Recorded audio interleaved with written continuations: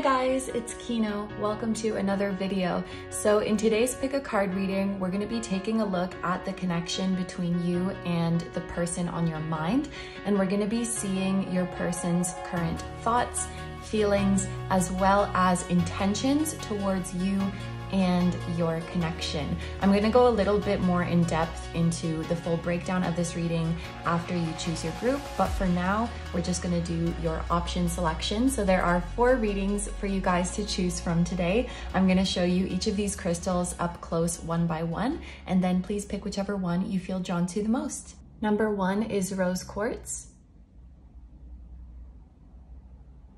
Number 2 is Larimar. Number 3 is Fluorite. And number 4 is Apophyllite. Okay, so as always, take all the time you need to pick. You can pause the video if you need to. I'm gonna go ahead and get started with number 1. Hi number ones, so if you guys chose the rose quartz apple, this is going to be your reading. So I'm gonna start by showing you guys the full breakdown of today's reading. We are gonna start off with a reading here on YouTube, and then we have an extended as well. So here on YouTube, the first thing we're gonna see is the current energies between you and your person. So we'll take a look at your energy, their energy, and then the energy of the connection overall. Then we are going to deep dive into how they are feeling about you at this time. So that is going to include their thoughts towards you, their emotions towards you, how they are viewing this connection overall. We're also going to see how they think you feel about them and what their intentions are for this connection, or what it is that they want to happen between the two of you. And then over in the extended reading, we're gonna get into your spirit guides. So we're gonna see how your spirit guides feel about your person and how they feel about this connection. And then we're gonna flip it and see how their spirit guides feel about you and how they feel about the connection. And then we're also going to see what is in store for this connection within the next 3 months. So is there going to be any actions taken, any changes or developments in this connection? What's happening in this timeline? So that's our reading for today. And I do also have a special offer for today's reading. If you are a Patreon member, you can access today's extended reading for free. You just have to check the post that was posted today, or October 18th, 2023, when this video is going up. If you are not a Patreon member yet, becoming a member, it costs the same as purchasing the extended reading. So for the same price, you can become a member, get this extended reading plus more than 70 other exclusive readings, and you can also choose topics for future videos. So it's a good offer that we have going on today. Anyway, I'm going to stop blabbing about that and start blabbing about your reading. So as you can see, I have the oracle cards already laid out for your energy check. We're going to do this in a person A, person B style. So I'm not going to be saying like, this is you and this is your person. That will be for you to determine. If you feel like you resonate with both sides, or like some of it sounds like you, some of it sounds like them, it's very possible that you and your person are mirroring each other. However, if you don't see yourself on either side, then this might not be your group. You might want to try listening to a different one. And then this card in the middle is going to represent the energy that exists between the two of you. So let's get started. For person A, we have the Lovers, okay? And we have the keywords alignment and harmony. We have perception and subconscious. What ideas, thoughts, or feelings are hiding from your conscious awareness right now? What are the unknown narratives and beliefs that are driving the way you see yourself in the world? What is emerging within you? What needs to be seen? And then on person B's side, we have the King of Swords with the keywords articulate and intelligent. we have shake, release, heal, move on.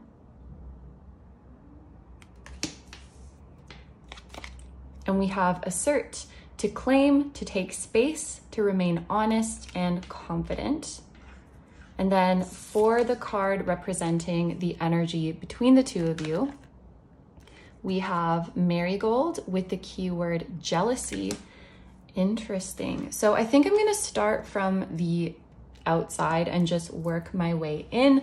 The fact that we have one of you as the lovers and one of you as the King of Swords, this could be indicating that one of you is a Gemini, or one of you is an air sign, which is Gemini again, Libra and Aquarius. Also, the fact that both of these are air, it could be indicating that you and your person have a significant astrological placement that is in the same element. So for example, you are both water suns, or you are both earth moons, or you're both fire risings. I think you guys get the picture. But I think that this is also indicating that the two of you have a pretty good intellectual connection. I think both of you are very intelligent, and I think you have really good conversations. You're both able to carry the conversation. You bring up interesting ideas to each other that the other hadn't considered before. It's also possible that the two of you share some kind of similar interest, and you know, that's always fun when you get together with someone who has the same interests as you and also has knowledge on it, so that you can, you know, get into your nerd mode with them and talk about stuff together. The two of you could also be people who prioritize the intellectual connection in a relationship. That could be one of the things that you're most attracted to, is like someone's mind, and if they're able to keep you interested. You could, one or both of you could be the type of person who gets bored easily in connections, or you're just very picky about who is interesting to you and who you enjoy talking to. So the fact that the two of you were able to come together and have these amazing conversations and have this amazing, like, cerebral intellectual connection, I think that that's really, really important for you.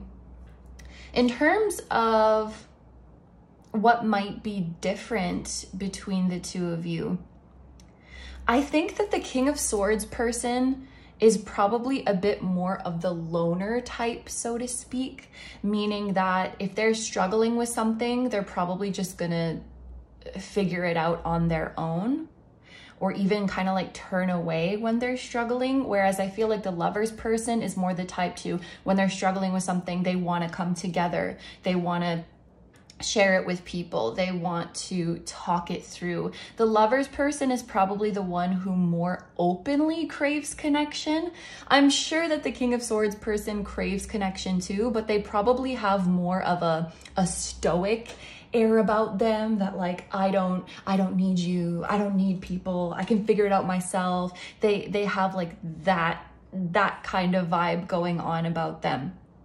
I think that the Lovers person probably has strong psychic insights about this connection, or is experiencing telepathy with the King of Swords person. I'm also getting a message that both of you like never cease to impress each other with how much you know or how insightful you are. I just had this image of like you and your person are talking, and the Lovers person is like, oh my God, how did you know that? And the King of Swords person is like, because you told me. And they're like, wait, I told you that? So it's like, they're a little bit, maybe the Lovers person is a little bit spacey and is impressed at how much the King of Swords remembers, and is also kind of touched, like, oh, you remembered that little thing I told you from our conversation 3 weeks ago. You know, you remembered that I had a doctor's appointment today, and like you texted me to make sure it was okay. And they're like, yeah, of course I remember, you told me. And the Lovers person doesn't even remember telling them that. They're like, oh, I could have said that, I don't freaking know. Whereas the King of Swords person is also impressed, like, how did you know that? And the Lovers person is like, because I'm psychic, the fuck? Like, I've been picking up on your energy. Of course I know how you're feeling right now. Of course I know what you need right now. Like, this Lovers person is definitely really connected to their intuition and really tapped in. I'm noticing as well, like, these two people holding hands, and then there's like the crescent moon coming out from them. I think that this connection has actually helped the Lovers person to heighten their intuitive and psychic abilities. And I think the Lovers person receives a lot of telepathic messages from the King of Swords person. Another difference I think between these two people is that the King of Swords seems very like sovereign in their energy. They don't seem like the type of person to change depending on who they're around, whereas the Lovers person does. I think, you know, and it's not like they're turning into the other person. I think the Lovers just has that natural trait of matching someone's energy. So if they're talking to someone who's like really bubbly and like, oh my God, the Lovers person will just naturally start to mirror that. Whereas the King of Swords person would keep their cool and calm demeanor and like would not even be fazed by this bubbly person. Like, they're more sticking to their individual energy. And neither of these are good or bad. I think they both have their pros and cons depending on the situation. I think the Lovers person is also definitely the type of person who would start to pick up on little mannerisms, little figures of speech from the people that they spend a lot of time around. They might even start to pick up, like, I have a friend who has so much Gemini, and they will literally start to speak in your accent, or like start to speak in the accent of people they're around. They're just like a sponge for those traits, for those ways of talking. So I think the Lovers person definitely has that. King of Swords does not. It's almost like they have stronger walls up, and they just stay themselves. They stay their own person. Again, neither is good or bad. I'm just stating a difference that I think exists between the two of you. I do also want to point out that we have the numbers 21 and 27, which could be significant. They could be someone's age in this situation. Someone could be 21 or 27 years old, or that was an age that you met each other. It could be the 21st or the 27th of a month that is significant, or there could be like a 6-year age gap between the two of you. I think it's also funny on the Lovers person side, we have this ostrich sticking their head in the sand, and we have subconscious, almost like the Lovers person is trying to dive deep into their subconscious. All of the things that we stated here, I think are questions that are very heavily on the Lovers person mind. They always try to dig deeper into, why am I feeling this way? What is affecting the way I see the world? Whereas I don't really think the King of Swords person does that. And it's even funny, look at how many words are on this card versus this card. I feel like the Lovers person maybe talks a lot, or like sends really long messages, or they will ponder really, really deeply about any given topic. Whereas the King of Swords person gives very short, to the point answers. And honestly, seeing the differences between the two of you with this jealousy card in the middle, the two of you could kind of envy each other or wish that you had more of the other's traits. You know, I think that maybe the Lovers person is like, I wish I could be more sovereign in my energy like the King of Swords. I wish I could not be influenced by the energies of others around me and just like stand really firmly and strongly in who I am. I wish that, you know, when I was surrounded by negative or BS energy, I could just shake it off and go about my day instead of letting it get to me and letting it permeate me and overthinking about it all day. I wish that I could just be like, ah, whatever, and like keep going about my life. I wish that I could answer questions in few words and just like know exactly what I want to say. I wish that I didn't have to dive deep into every single thing and I could just be like, that's the answer, plain and simple. Whereas the King of Swords person is like, I wish I had the depths that the Lovers person has. I wish that I could dive deeper into the subconscious thoughts that shape the way I see the world, the unseen things that are influencing me. I wish that I could look deeper into people's intentions. I wish that I could look at situations from many different angles. I wish that I could answer questions more insightfully. I wish that I didn't just say like, oh, I'm feeling annoyed today, point blank. I wish that I could dive deeper and be like, what might be annoying me? What might be triggering me? So it's like, this person is very just like clear cut and dry, and this person's really like deep and flowy. And I think that both of you like envy each other for your differences. I think that's what this is talking about, because this word, it can be employed in relationship contexts, you know, like I'm jealous of this person because they're getting attention from other people, or like they're talking to other people and no one else can have you. Like, it can be that kind of jealousy, but it can also just be like envying a person for something that they have. Of course, you know your situation with this person, so you know that there could be a situation where you're with someone else or they're with someone else and that's causing jealousy, or one of you or both of you might get jealous when you see the other like talking to other people. It could be something like that, but I think that this is more so just talking about you envying each other's differences, rather than like, it's sad, right? Like, you could just be inspired by each other's differences and see the beauty in each other's differences. But I think both of you kind of tend to compare yourself to each other and be like, oh, I wish I should be more like them. Yeah. And so I think a lesson in this connection is like to celebrate each other's differences. And yes, I think you can aspire to or emulate different traits in each other without that element of beating yourself up or judging yourself, or that feeling of like, I should be more like you. So this is the energy between the two of you right now. I'm going to sip some water. Now let's get into their feelings, shall we? So we're going to be using the Dive to You Tarot today. And I'm looking at my list so that I can remember. Okay, we're gonna look at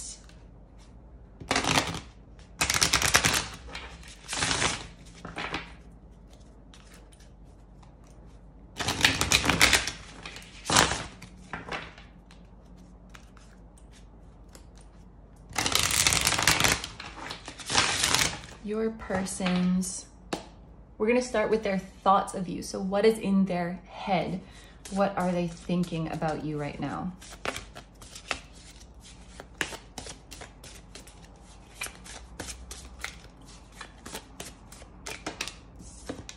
We have the Five of Swords.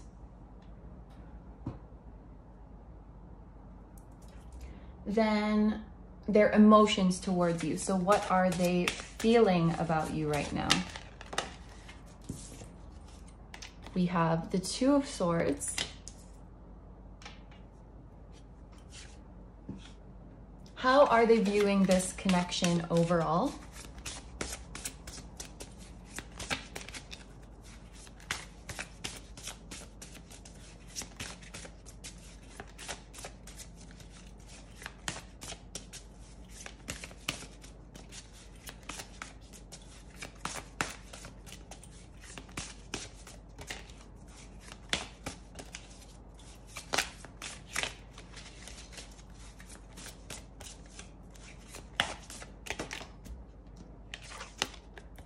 Oh my gosh, Two of Cups. Okay. How do they think you feel about them?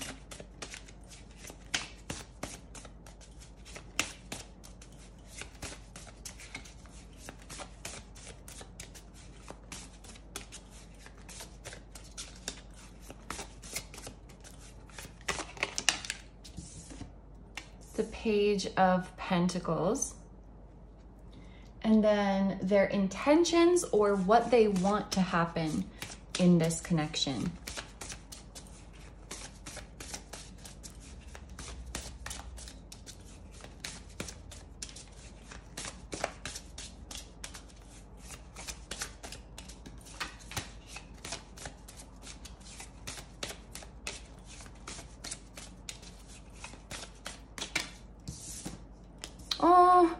we have the Star, and then I'm also just gonna take, yeah, look at what's at the bottom of the deck. It's the Ace of Cups. Oh my gosh. Okay. Very, very sweet energy. I'm just gonna mention a couple more like specific astrological placements that have come up here, as they could be some extra confirmation. So we do have, there's a lot of air energy here. We have Aquarius energy with the Star. We have Aquarius energy again with the Five of Swords. This is Venus in Aquarius. We have the Moon in Libra. We have Venus in Cancer. And yeah, so those could also be extra little confirmations for you guys. Look at your bottom of the deck energy, the Ace of Cups, and look at this picture. Oh, excuse me, look at what's underneath that. So there's definitely a lot of love or deep caring feelings here. I love this deck. It's so sweet. It's like inspired by K-drama. 2 aces. So there's definitely a feeling of this person wanting to start something with you, wanting to start a new chapter with you. I mean, look at these two together. This is what they want with you. We also have 6 of Wands underneath, which is like victory, coming out on top. It's interesting. There's a couple cards with 3 people on them. So I don't know if there's necessarily a third party situation, or if someone is just preoccupied about the idea that it could be. So like in a romantic connection, this person might worry if there is someone else, whether there's like a specific person that they're worried about, or just the idea in general of there being someone else.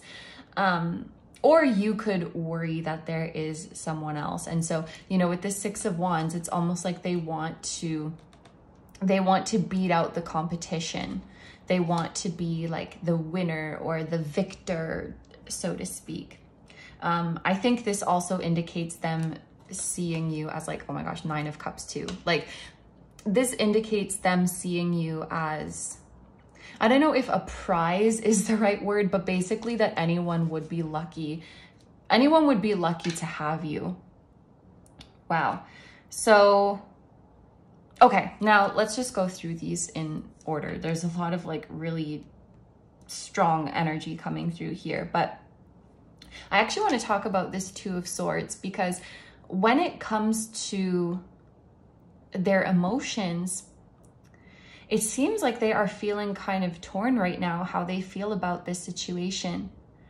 The 2 of Swords has an energy of being on the fence, but something that I do want to mention is that on this deck in particular, this person looks very distressed, you know? So this is not an on the fence energy in the sense of being like lukewarm about the connection. This is not on the fence in the sense of like, I'm not sure if I like this person or not.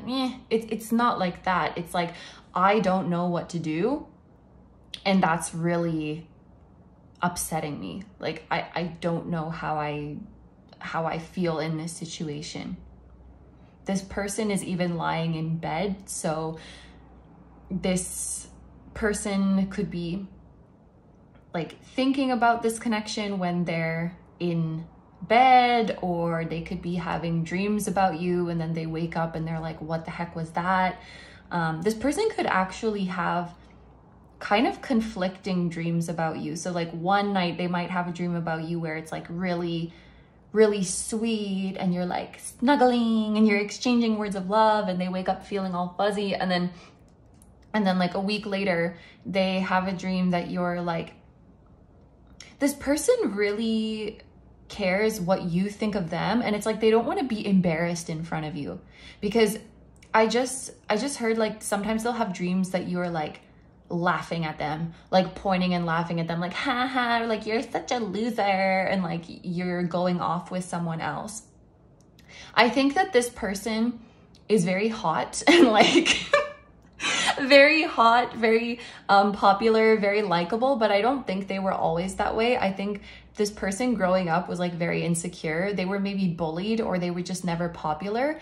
And so even though they've had this huge glow up and like they come across as really confident and they're very attractive, like I think this person is conventionally attractive. I think that little kid who got bullied, that who they once were, that wound kind of sticks with them. And so their brain still tells them they're this like lame, nerdy little kid, and that people are laughing at them behind their back, and like people don't want to be friends with them. Oh, I'm getting sad. I'm getting sad reading this energy. But like, look at the duality between these two images. I'm about to be really superficial right now, but like you see this guy, he's got like the shaved, this like trendy hairstyle and the tattoos, and he's got like a buff body, and then there's this like little chubby nerdy kid. I feel like, again, this is so superficial right now, but I feel like your person is like this, but they feel like this on the inside. They feel like people are going to make fun of them. That's really sad. Yeah, sorry to be so like surface level, but I feel like those are just archetypes of like how they see themselves. Yeah, so they have these conflicting feelings about you. I think this really goes back and forth of like wanting to get closer to you and then being like, oh my God, that's so silly. Like, they're so out of your league anyway. There's no way they would be interested in you.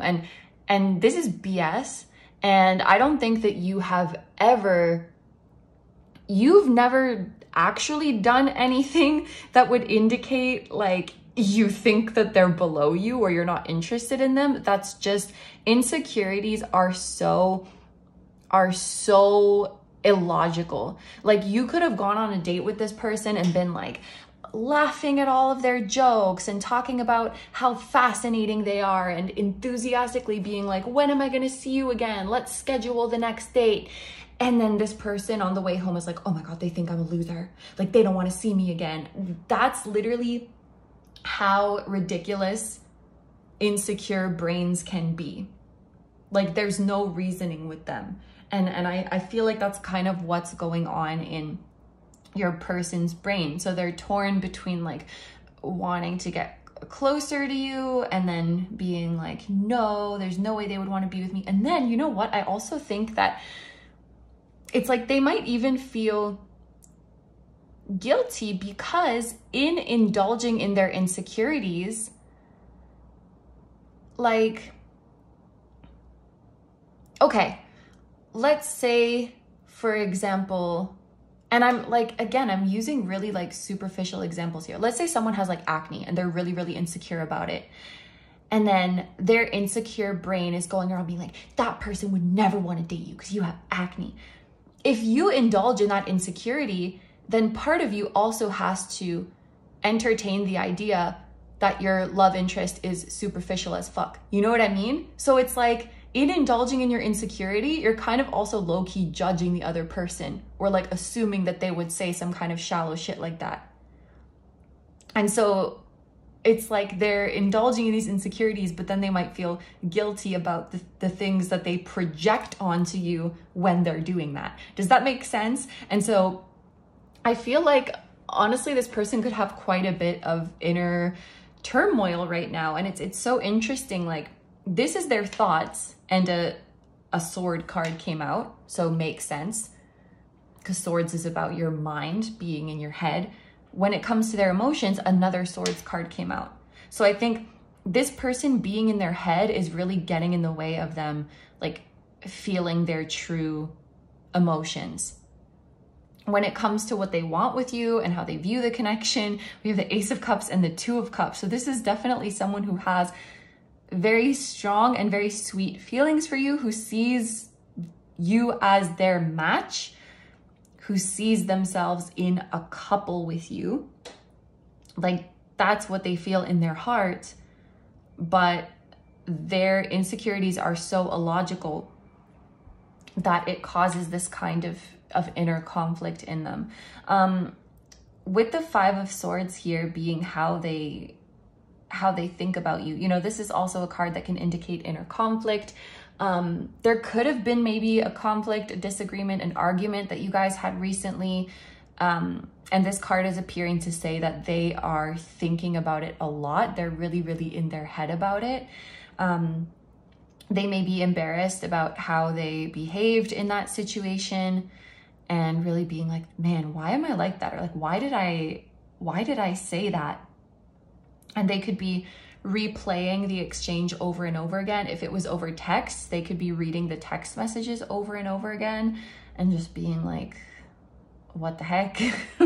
Why did I do that? There's also a feeling with this Five of Swords that they could be thinking recently that they misunderstood you.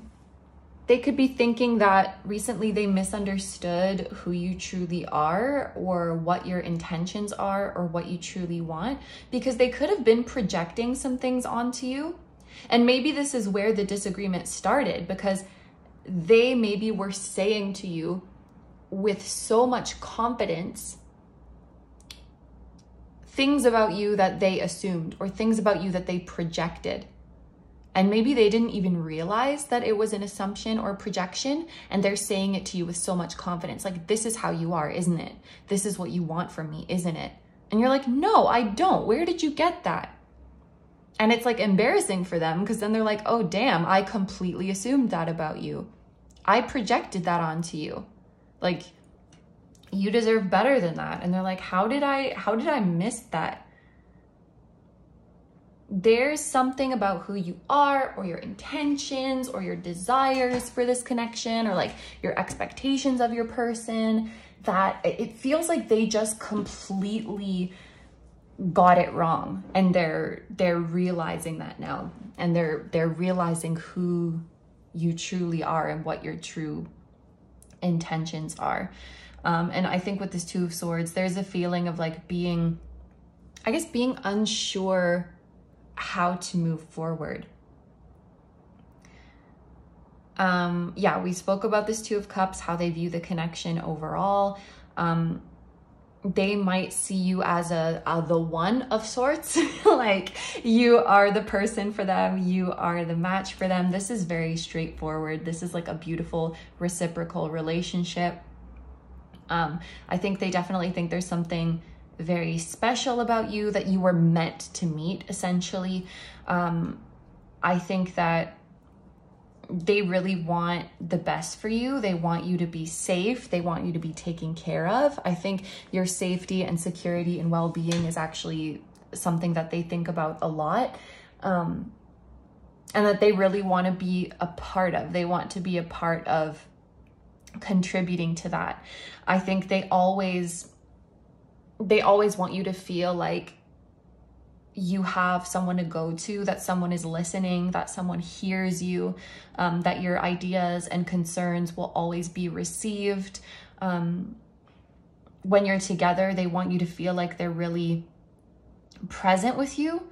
They just want you to feel engaged with, and they want you to feel listened to, and they want you to feel important, and they want you to feel like you matter, because that's how they feel about you. In terms of what they think you feel about them, we have the Page of Pentacles. So again, like they're coming out as a page. Again, like I held these up to compare, didn't think to mention that one of them is a king and one of them is a page. I don't know which side you felt your person on, but I think that they are a king. They are a king who thinks that they're a page.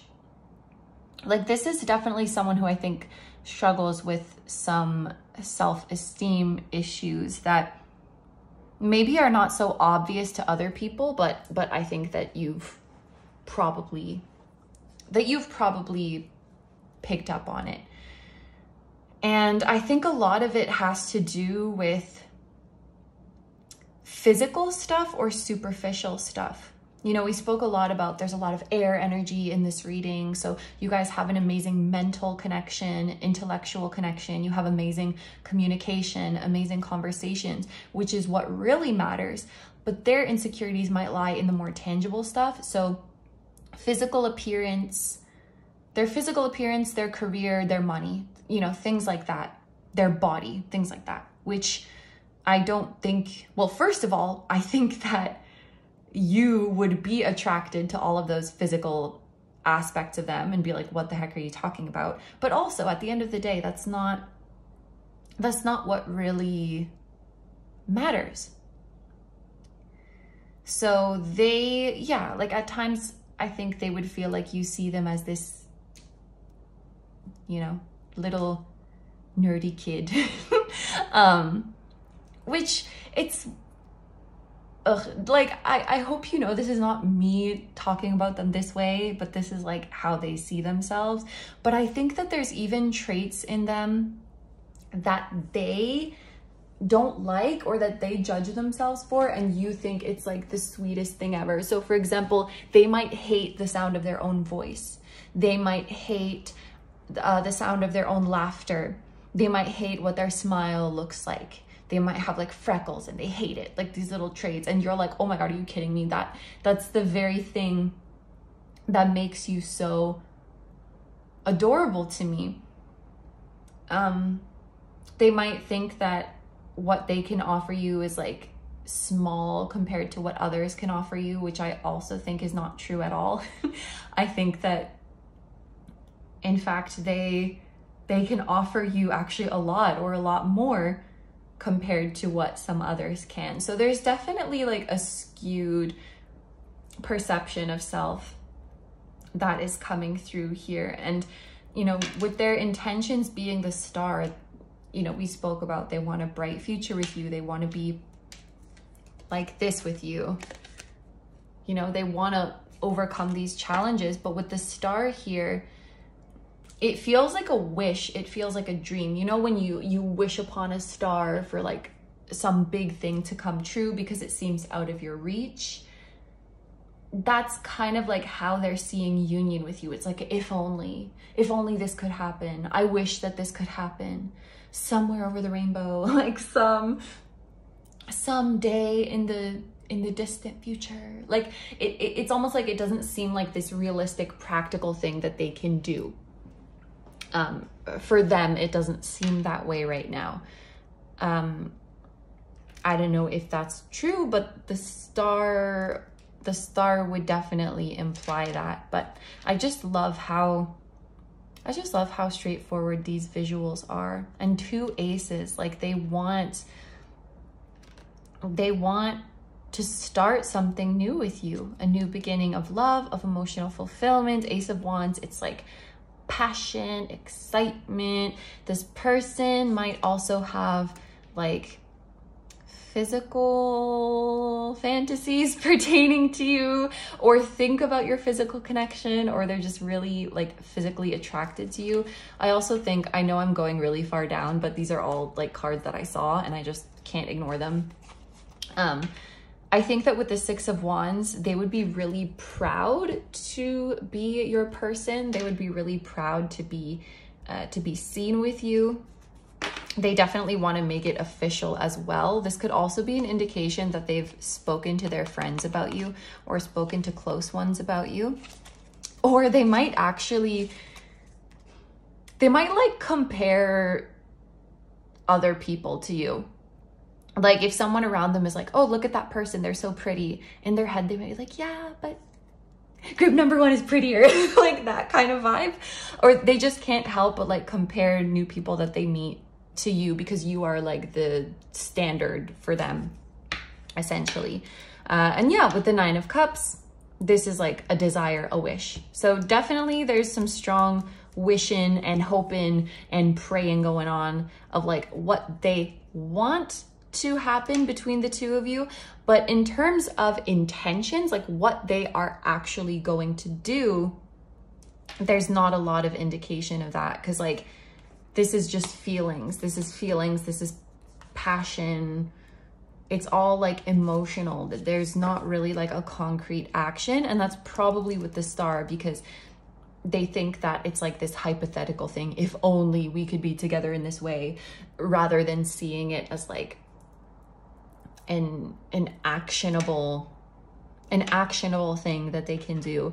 I think that this person might also look at pictures of you kind of frequently, especially if there's any pictures that the two of you took together.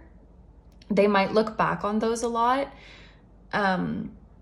or just look at your pictures, not in a creepy way, not like they have a folder of pictures of you, or maybe they do, I don't know. No, I'm just kidding. Unless, no. Anyway, like just looking at your social media, for example, and just, or like looking at your stories or looking at your snaps or whatever it is that you use.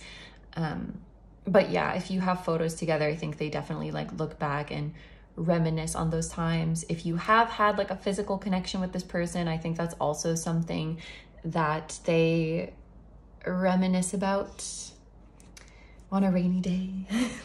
They just like think about being with you, especially like at night with like, yeah, the star and this person in bed. So yeah, anyway, these are the messages that I'm seeing so far. So we're going to take it over to the extended now. And in the extended, we're going to see how your guides feel about this person, how they feel about the connection. We're going to see how their guides feel about you and how they feel about this connection. And we're also going to look at the next 3 months of this connection. Is someone going to take action? Is something going to change? What is going to happen? And remember, if you're a Patreon member, you already have access to this extended reading. So just look at the post that was posted on October 18th. If you're not a member yet and you would like to access this extended reading plus 70 other readings for the same price, that is going to be linked down below. But anyway, feel free to join me over there. If you're going to join me over there, I'll see you there. But if not, if you're going to leave the reading here, I want to say thank you so much for letting me do this reading for you. I hope you have a wonderful day or night whenever you're watching, and I wish you all the best. Please take good care of yourself, stay healthy. Don't forget to like, comment, and subscribe if you feel like doing that. If you enjoy my content and you'd like to find me elsewhere, I'm going to have linked down below my tarot reading Instagram, my personal Instagram, my Patreon, which I already mentioned, my music channel, which includes the intro song of this video that is an original song. I'm also going to have my latest release link down below. And finally, my vlog channel and my merch, which features the floating temple that was at the start of this video. Thank you so much for supporting me, my channel, anything I do. I really, really appreciate having you here. Group number 1, I'm sending so much love to you, to your person, to anyone else who may have indirectly appeared in this reading. And I'm also sending love to your higher self, your spirit guides, your spiritual teams, and all of your loved ones, both here on earth and in the other realms. And I will see you guys in the next one. Bye-bye. Hi, number 2s. So if you guys chose the beautiful Larimar, one of my personal favorites, this is going to be your reading. So let's start off by taking a look at a list of the full breakdown. We're gonna have the reading here on YouTube as well as an extended today. Here on YouTube, we're gonna start by taking a look at the current energies between you and your person. So we're gonna look at your energy, their energy, and the energy of the connection overall. Then we are gonna see your person's thoughts of you, your person's emotions towards you, how they are currently viewing this connection. We're gonna see how they think you feel about them. And we're also gonna see your person's intentions in this connection. So what they plan to do or what they want to happen between the two of you. And then in the extended reading, we are going to get in contact with your spirit guides. This was really fun. I just did group number 1. Love the spirit guides. We are gonna see how your spirit guides feel about this person and about the connection. And then we're gonna see how their guides feel about you and about this connection, or any insights that your guides have for you. And then we're gonna get a 3-month prediction for the connection. So we're going to see in the next 3 months what actions might be taken, if there's any changes or any progress coming in this connection. We're going to find out what that will be. And there is a special offer for today's reading. If you are a Patreon member, you can access this extended reading for free. So you'll just have to check the post that was made on today, October 18th, 2023. This is timeless, of course, so if you're watching this later, you can go back to the post made on this day and access the reading. If you are not a Patreon member, what am I trying to say? If you are not a Patreon member, becoming one costs exactly the same as purchasing today's extended reading. But if you become a member, not only will you get this extended, but you will also get over 70 exclusive pick a card readings at your fingertips. And as a member, you can also decide on topics for future videos. So it's a nice little offer that we have going on today. But without further ado, let's get into your reading. So I have the cards laid out for your energy check. I'm going to do this in a person A, person B style. So I'm not going to say like this one is you, this one is your person, but as you listen to the descriptions, you should be able to determine which one is you and which one is them. It's very possible that you resonate with both sides. In fact, that is a strong sign that you and your person are mirroring each other. However, if you don't really see yourself on either side, then it's possible that this is not your group and you might want to try listening to a different one. But let's get started. So actually, let me silence my phone first. Sorry guys, my phone is usually on Do Not Disturb, but for whatever reason, it wasn't. Although maybe that is a sign for some of you that you will be receiving a text from this person in the near future. But anyway, let's get started with your cards. So for person A, we have the King of Cups, and we have the keywords integrity and stability. Then we have no expectations. And we have karma, past life, and cycles. Then for person B, we have the Two of Wands with the keywords independence and achievement. Then we have immense growth.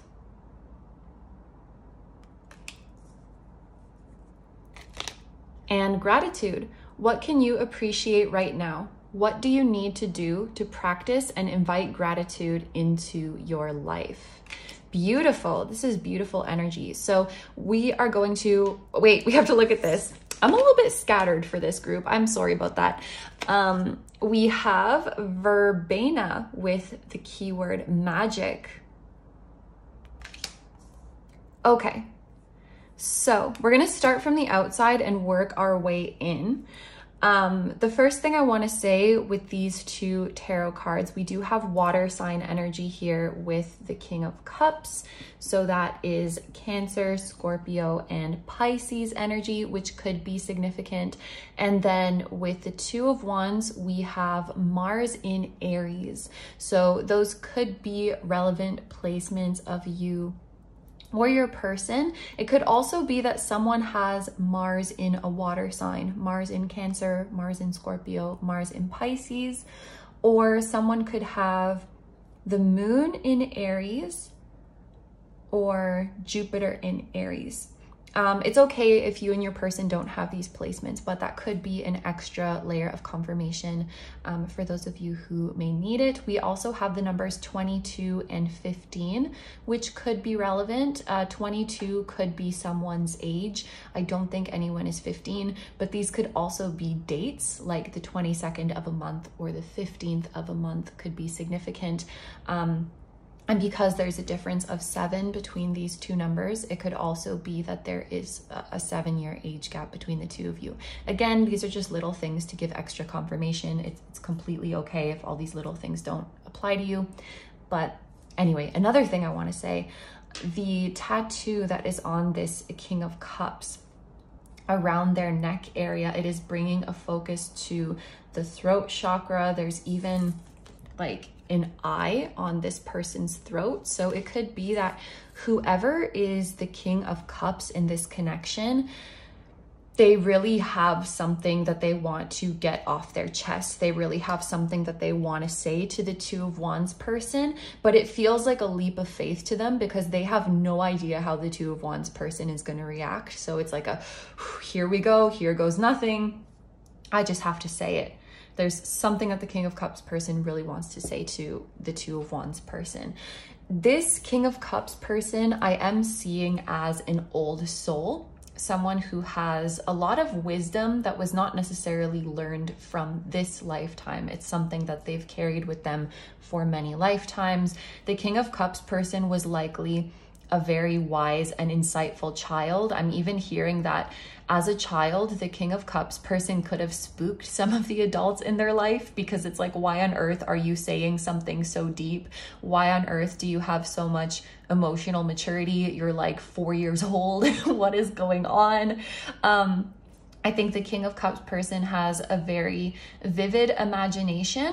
I think they have this beautiful gift of being very creative and artistic, but they also have gifts in like sciences and more practical 3D things. Like they're talented in the more abstract artistic side of things and also in the more like practical physical world kind of things, if that makes sense.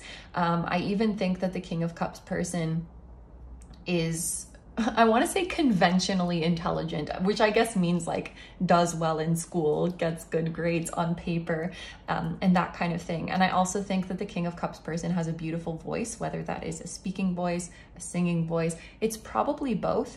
They're also very good at creating things that are visually pleasing. So they could be a good at drawing, painting. They could take really beautiful photos.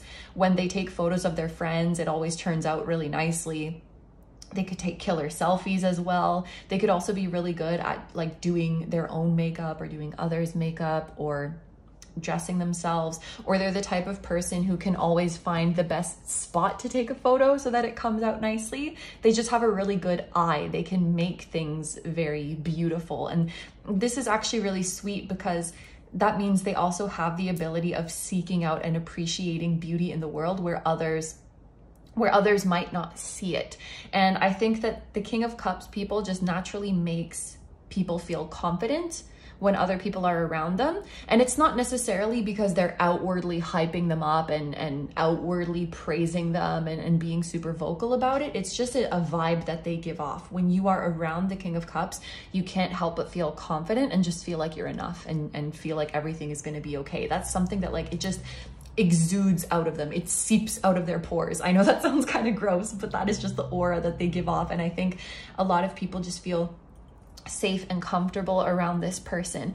I also think that the King of Cups, they are more of a private person, but they're not secretive, you know? It's like, if you ask them something personal, they're probably going to be honest and open up and answer you, but they don't necessarily just voluntarily hand out this information. And I do think they're kind of selective with who they let into their inner world.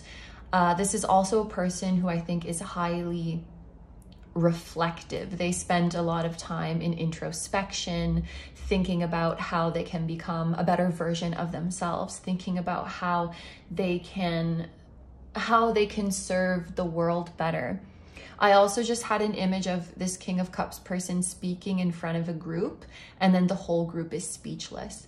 It's like they didn't expect such profound wisdom to come out of the King of Cups' mouth in this casual situation.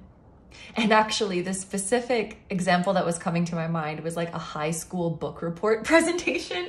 I know that's so specific, but it's like when you're in high school, you do not give a shit about the presentations. You're like, okay, I'm just gonna get up there in front of the class and get this over with and get my B+ and go home and, you know, but then this King of Cups gets up there in front of the class and is like the whole class is in tears because of how deep the presentation was. And nobody expected that. They didn't expect this to get so deep, that kind of thing. This would probably be like the best person if you were a drunk girl in a bathroom and you came out of there after talking to the King of Cups. You'll be like, my life is changed. That's just the vibe that this person has, okay? Yeah, so very reflective person. I would say that this person is likely very spiritual, or they're really into mindfulness practices. They could be really into meditation, really into yoga. It's also coming through that the environment is really important to this person.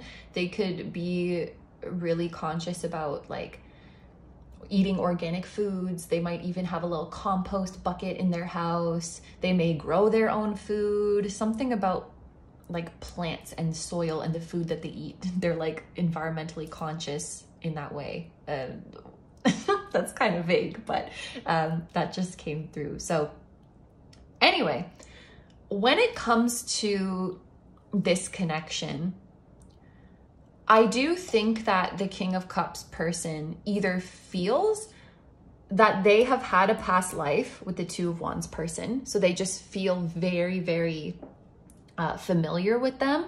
They're like, oh yeah, this is someone from my past life.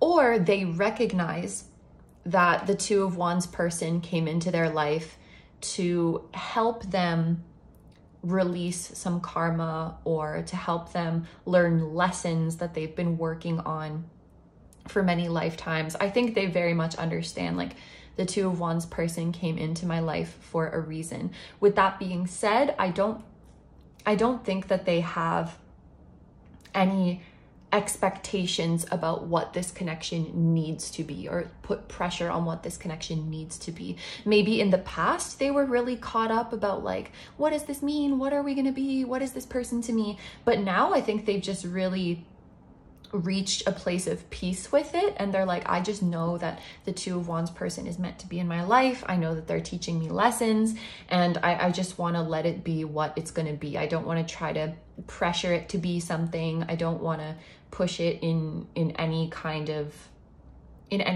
direction. I do think that the King of Cups a little bit is protecting their energy from this connection, because maybe there was a point where they really got carried away with it.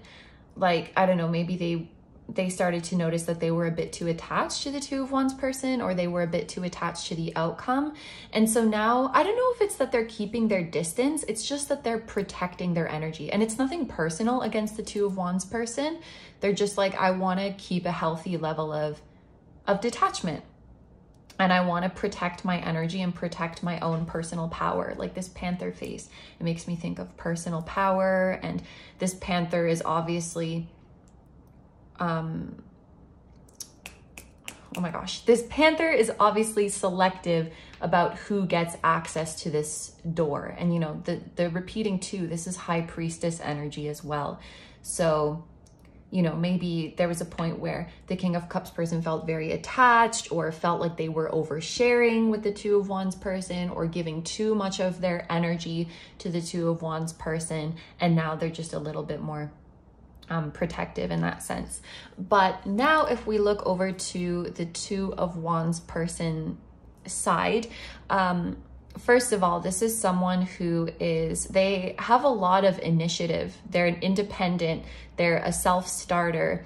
They just make shit happen. So they don't have to wait to receive instructions. They don't have to wait for someone to tell them what to do. They just figure it out and get started. And this is someone who, when they have an idea, they just go straight into executing it.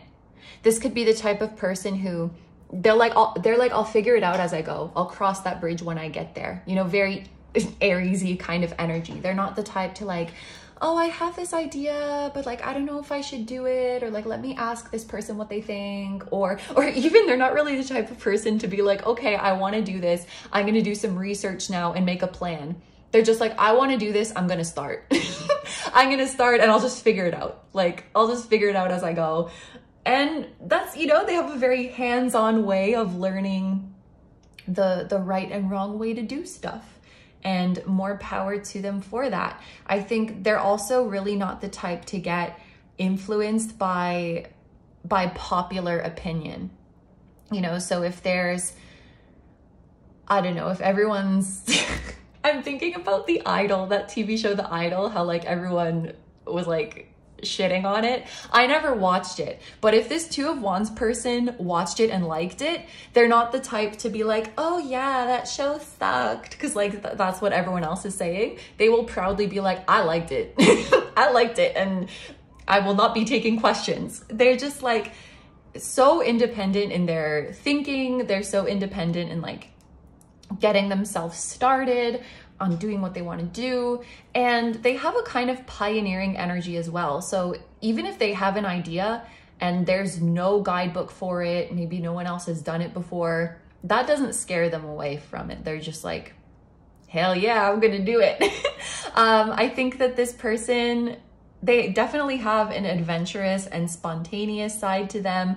I have an image of someone going through their college years with not much money because they didn't really save it. They just spend their money on fun experiences, like going out with their friends or going on trips or things like that. And it's worth it to them, you know, like, what am I going to do with this money sitting in my bank account? That's boring. Like, I want to enjoy life. I want to have fun experiences, because that is actually something that makes me richer. I don't feel richer just because there's a certain number sitting in my bank account. I feel rich when I go out and see this beautiful world and learn things, learn more about myself and learn more about the world that I'm in and meet new people. That is the type of thing that makes me feel abundant.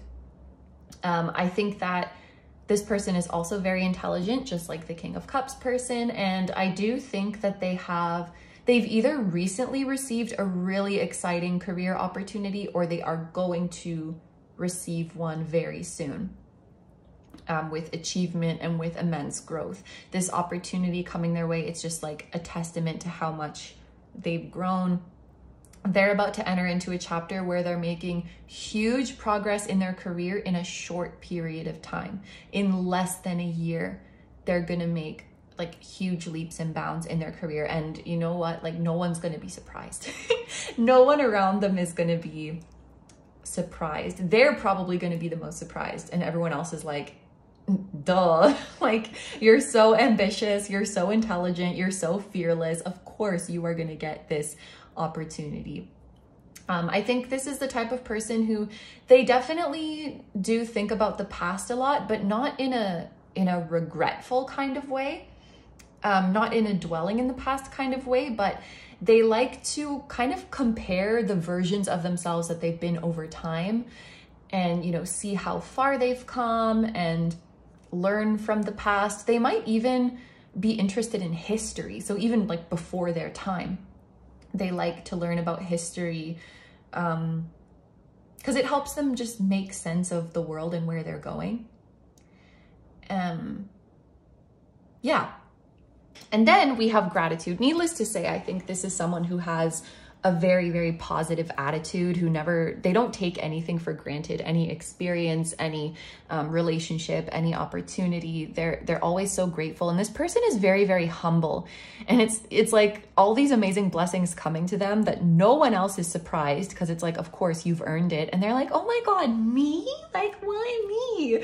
This is probably even the type of person, like, when you compliment them on something that is so obvious, like, I don't know, let's say they graduated at the top of their class, and then someone's like, oh my God, you're so smart, you're so hardworking. They're like, thank you, oh my gosh. And like, they genuinely mean it. Like, they're just so humble, not in a self-deprecating way, but they're just really humble and always grateful for any positivity that they receive, which is just so sweet. I think both of these people are just, you guys are so amazing.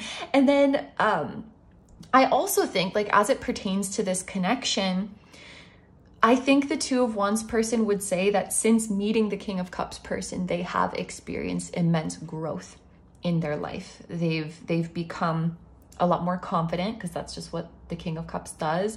They've become more confident, more self-aware, more sure of themselves, and they really appreciate the non-judgmental nature of the King of Cups and like the gently supportive nature of the King of Cups. I actually think this is someone who could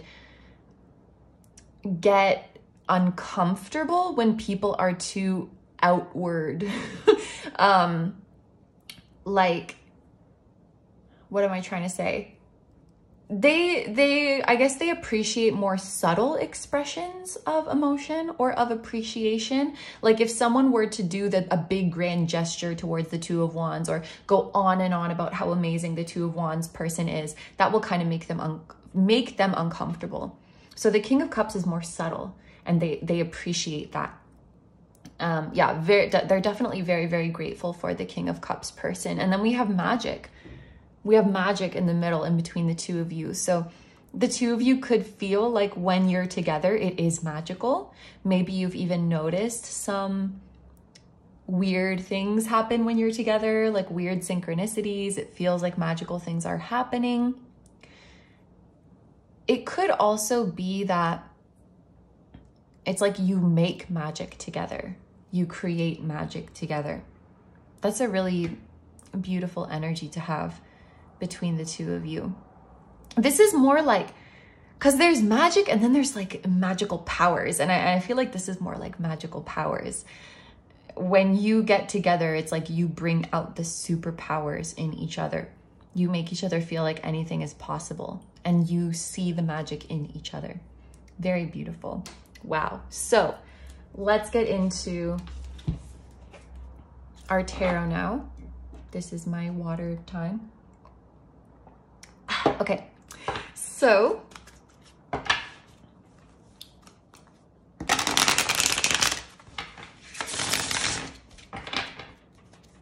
we are going to use the Dive to You Tarot for this part.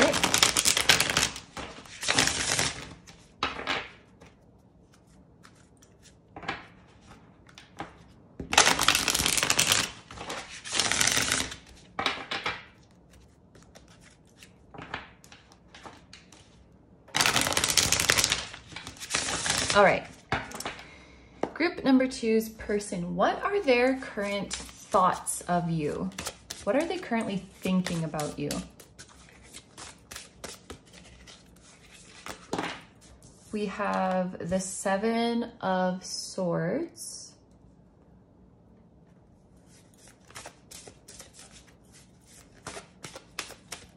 What are their current emotions towards you?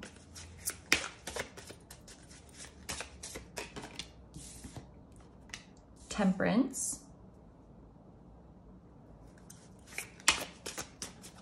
How are they viewing this connection overall?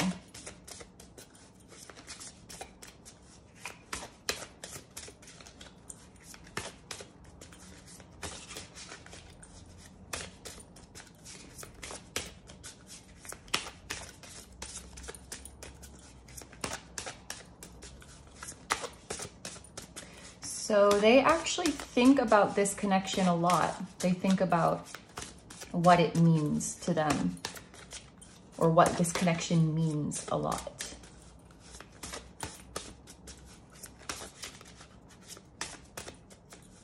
I also get the feeling of this person hanging on to your words a lot and being like, what did they mean by that?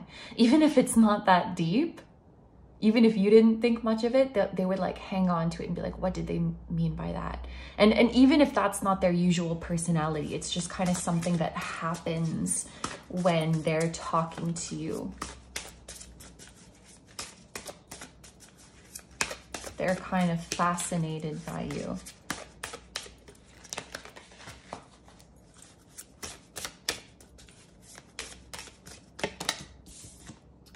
The Hierophant. And then I'm just reading the list. How they think you feel about them.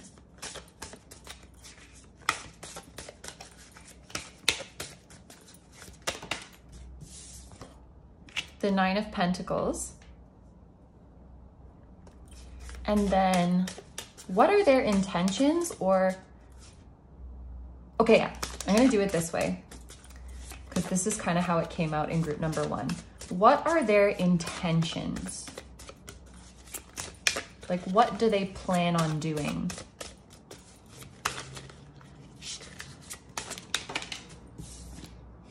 the Ace of Pentacles, and then the bottom of the deck is going to be what do they ultimately want to happen between the two of you. And then we have the Three of Swords. That's very interesting. So they want, this is about, interesting too, Seven of Wands in reverse behind that. The Three of Swords, it's about sadness, disappointment, like negative thoughts and negative emotions. Obviously, it's not like they want to be sad or they want you to be sad. I think this would be more like they want to be honest about this kind of thing.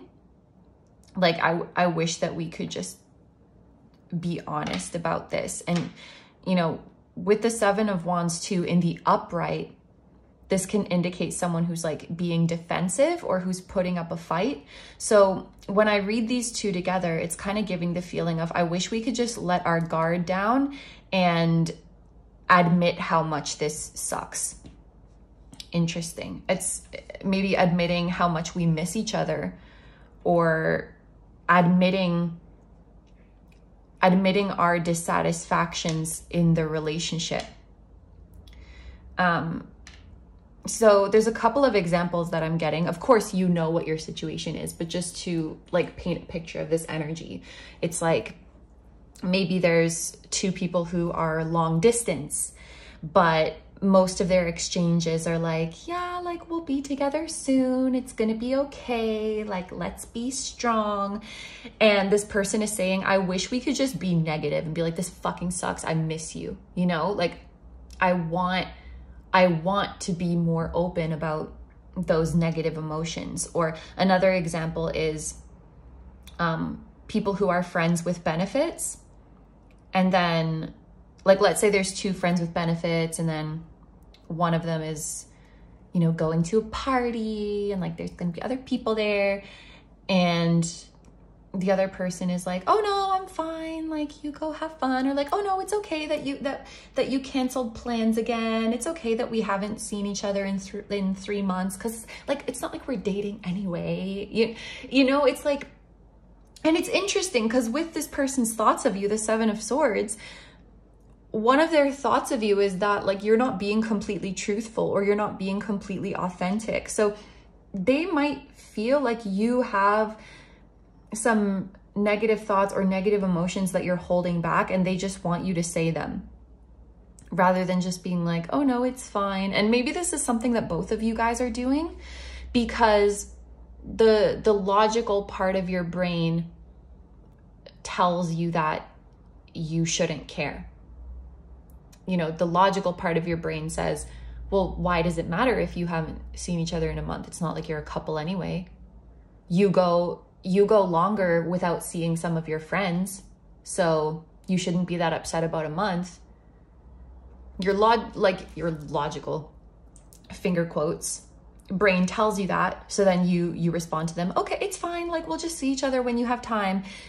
And it's like they want to be more open about this negative stuff. I don't know, maybe they feel a bit of like a toxic positivity thing going on between the two of you, or we're pretending that things are okay. We're pretending that we're happy with the way things are, but we're not, because the reality is like we miss each other, or we want to see each other more, or we want to see each other again. They want to just cut through that BS and be open with each other and be vulnerable with each other. Another example is coming to my mind that, like, let's say one of you got a job opportunity and it's like across the country, and then the other person's like, oh my God, that's so exciting. I'm so proud of you. And like, it's not that they're lying. It's not like you're not happy for them and proud of them, but it is kind of lying through omission, because you're hiding the fact that you're sad because they're moving away. And so, you know, person A got the job, person B is saying, well, I'm not about to start complaining that I'm going to miss you, because then that's making it about me. And what's really important here is person A got this amazing opportunity. So I'm not about to whine and make it about me and how sad I am. Like, that would be selfish. So I'm just going to congratulate them and show my support. So they mean well, but then through putting only the positive stuff forward, person A is like, what, you're just happy for me? You're not sad that I'm leaving? It's funny. It's like they want that negativity because it means that you care, you know? Like they want more of that. And maybe there's been times where they sense that you're upset. They sense that something's bothering you and you just don't say it and they're like, that's BS. Like they just want you to like go in, you know?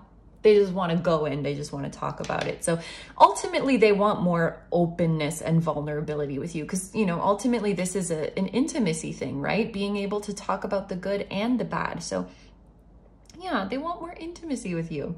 I should mention other astrological placements that are present here. We have the moon in Aquarius. We have Sagittarius energy. We have Taurus energy. We have Venus in Virgo. And then we have Saturn in Libra. And then we have Mars in Leo. So those are very specific, but they could be relevant astrological placement. So yeah, in their thoughts of you, there's a feeling of like, you're not being so authentic, which we spoke about. Another thing that this could refer to is that, you know, looking at this, again, like I said this in group 1 too. I've been saying some kind of superficial shit today, but looking at this person, you know, she's like blonde, has a bunch of designer bags, likes shopping. Like you could maybe judge this person as like basic or shallow. Not that I'm doing that, but it's like they might feel that you put on a certain persona around certain people, almost like to dim your light or to make yourself smaller. And they see you do that. It's like Complicated by Avril Lavigne. They're like, I see the way you're acting like you're somebody else, gets me frustrated, because they know who you really are. And then when they see you dim your light around certain people, they're like, oh, come on, you know, like let your light shine. Again, I don't think any of this like inauthenticity, it comes from bad intentions, but I think they just really want to see you be unapologetically yourself because they've seen the true badass that you are, but you kind of go through life as a toned down version of yourself. This is what they would say. And they want you to just be like the full force that you are, the full fire that you are is how it's coming through. And I guess sometimes they wonder if like your detachment, it's like, are you detaching because you actually feel detached, or are you detaching as like a protection mechanism to not feel the intensity of your feelings? There's something about when you say to them like, oh no, it's okay, it's all good. Part of them doesn't really believe that, or like there's something you maybe say you don't care or act really breezy about it, but they're like, just be honest. Just be honest how you're really feeling. It's like, be more honest with the difficult things.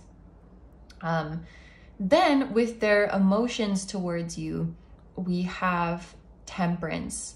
It's interesting. We spoke about, I think this person has thought a lot about this connection and what it is and what it means to them. And I feel like with the Temperance, it feels like they've really come to a place where it's like maybe before their emotions towards you were kind of volatile, or their thoughts about this connection were kind of all over the place. And now it's like they've come to this healthy middle ground. I don't know. I don't really know what that means, but it's like their emotions for you are secure. I don't really think that they're going to change or go up and down. At this point, they've reached their stasis. And if anything, they're only going to grow from here. I think that there is a feeling of having passed a certain honeymoon phase, so to speak. So maybe there was the early stages of the connection where it was super exciting and sparks were flying, you know, like a honeymoon stage. And they feel like they have passed that with you. So they don't necessarily have like a crush on you anymore where they feel butterflies. It's now cemented itself into something deeper that I think they really appreciate. They feel like your connection has evolved. It has aged like fine wine. I don't know if this is someone you've known for a long time, but they feel like we're not these like giddy little kids who have crushes on each other anymore. We've matured. Like we've both matured and we feel very comfortable around each other. And this is a new phase that they are really ready to welcome.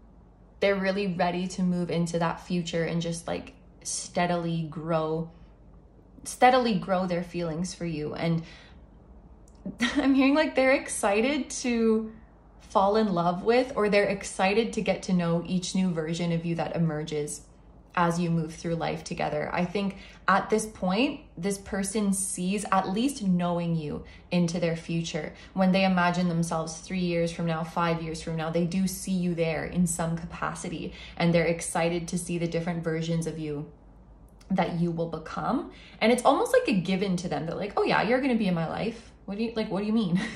You've kind of secured your place in this person's life. And I think they see you as someone who has a really good head on their shoulders, who is going to have an amazing future. But again, it's like they just want you to be less put together. They want you to be less put together. They want you to open up. It's interesting how this person is like pouring a drink. I can only imagine that this is a bottle of soju, that green bottle. I don't know if you do drink or if you use any substances, but for those of you who do, there might have been a time in the past where you were under some sort of influence, and that was a moment where you were really, really just candid with them, like very blunt with them. And they're like, I want that version of you again. That doesn't mean that they want you to be under the influence again. I think they just appreciated the frankness that you experienced in that moment. And they want to see more. I guess they want to see you with less inhibitions. I guess I could put it that way. Because when your inhibitions go down, that's when you're your authentic self. And whether that happens through some liquid courage or something else, like that doesn't matter. It's the version of you that they want. But with that being said, if you have partied with this person, or if you've like gone drinking with this person, I think they have really like fun memories of that. Like they've had really good times with you. There's also, you know, feeling of balance with this card. So I do think they find like the two of you balance each other out nicely and really help each other be better versions of yourselves. In terms of how they view the connection overall, we have the Hierophant. So that, I mean, that kind of ties in. Both of these cards have the same energy because they're 5 cards. I mean, not the exact same energy, but you know, this is card number 5, this is 14, which adds up to 5. And they both have this energy of ascension, learning, evolving, like wisdom, becoming a higher version of yourself. So they definitely feel like they've become a much better version of themselves since meeting you, that this connection has been an amazing learning experience, not only in the times that they've spent with you, but just in the times that they've gotten to watch you navigate life and to watch you interact with other people and see how you react in certain situations and how you interact with other people. Just being able to watch you do life, like that's been an amazing learning experience for them and an amazing inspiration for them as well. And there is just a feeling of them being fascinated by you, and also sometimes feeling like they don't understand you and wanting to know more about why you do the things that you do. They want to learn everything that there is to learn about you. I'm hearing like they want to learn more about your lore, like your past and how you became the person that you are today. There's just this really big fascination, a really big fascination with you. I think that they could definitely see the two of you entering into higher levels of commitment. Again, I think no questions asked, they see you in their future. As long as you want to be there, they see you in their life indefinitely. And I think that they've also spoken about you to many other people in their life. Then we have, how do they think you feel? So they see you as someone who, first of all, is very attractive. I'm hearing they see you as having a wholesome beauty or a classic beauty. Like, you don't have to be super flashy. You can just be your natural self and be the most beautiful person in the room and the most interesting person in the room. They're saying you can run laps around these people and like you don't even have to try. And it's like, how embarrassing for them. Anyway, yeah, this is how they see you. I think they feel very peaceful when they're around you as well. They just feel a sense of peace and like all is well. They feel in a state of harmony. They maybe think that you look nice in floral patterns, if that's something that you wear, or certain flowers might remind them of you. But they see you as someone who is, again, very put together and very independent. And it's kind of the way it's coming through. They see you as someone who you would be fine without them.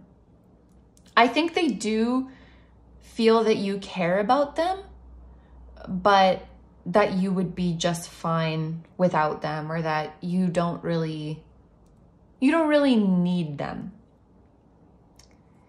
And I think sometimes they're not sure how committed you are or how much you want commitment or how into them you are or how serious you are. They're just not really sure. It feels mysterious to them. It's not, they don't think that you're wishy-washy about it. They think that you know how you feel, but it's mysterious to them. Like they can't get to the bottom of it. Interesting. In terms of their intentions, we do have the Ace of Pentacles, which is great, because Pentacles in this type of context, it does talk about some kind of concrete action that is being taken, something that is tangible. Aces represent new beginnings, and they can also represent offers. So this person does intend to offer you commitment or offer you a relationship. We do have, this person is holding money over their face. So they may be waiting for some kind of security to come in before they do that. They may be waiting to see what their work situation is going to be, or where they're going to work, or just waiting to like build themselves up a little bit more. But definitely this is talking about an intention for an offer, something that is like tangible and something that is long-term and something that is sustainable. But I feel like they're also probably waiting for this exchange to happen, whatever it is, like this vulnerability to be expressed and to talk through some more difficult things. And depending on how this conversation goes and what they find out about your intentions and where you stand, then they're definitely open to giving you this offer. That is for sure. So this is what I'm seeing so far. So we're going to take it over to the extended now. As a reminder, in the extended, we're going to ask your spirit guides how they feel about this person and about this connection, and any insights that they would like to give you about this person or connection. Then we're going to do the same for their guides. So ask their guides how they feel about you and the connection overall. And then we're going to get a 3-month prediction for this connection. What's going to be unfolding in the next 3 months? Is some action going to be taken? Who is going to take the action? What's what changes are coming, what developments are coming. You guys get the picture. So that's going to be linked down below for you guys. And remember, if you are a Patreon member, you already have access to this extended. Just go to the post that was made on October 18th, 2023.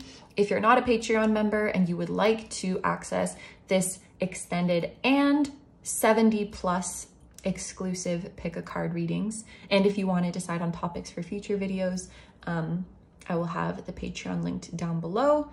If you just want to access this one extended, that will be linked down below. But if you want to leave the reading here, then I will say thank you so much for letting me do this reading for you. I hope you have a wonderful day or night whenever you're watching, and I wish you all the best. Please take good care of yourself, stay healthy. Don't forget to like, comment, and subscribe if you feel like doing that. If you enjoy my content and you'd like to find me elsewhere, I'm gonna have linked down below my tarot reading Instagram, my personal Instagram, my Patreon, which I just mentioned, my music channel, which includes the intro song of this video that is an original song. I'm also gonna have my latest release link down below. And finally, my vlog channel and my merch, which features the floating temple that was at the start of this video. Thank you guys so much for supporting me, my channel, anything I do. I'm really, really grateful to have you here. Group number 2s, I'm sending lots of love to you, to your person, to anyone else who maybe indirectly appeared in this reading. And I'm sending love to your higher selves, your spirit guides, your spiritual teams, and all of your loved ones, both here on earth and in the other realms.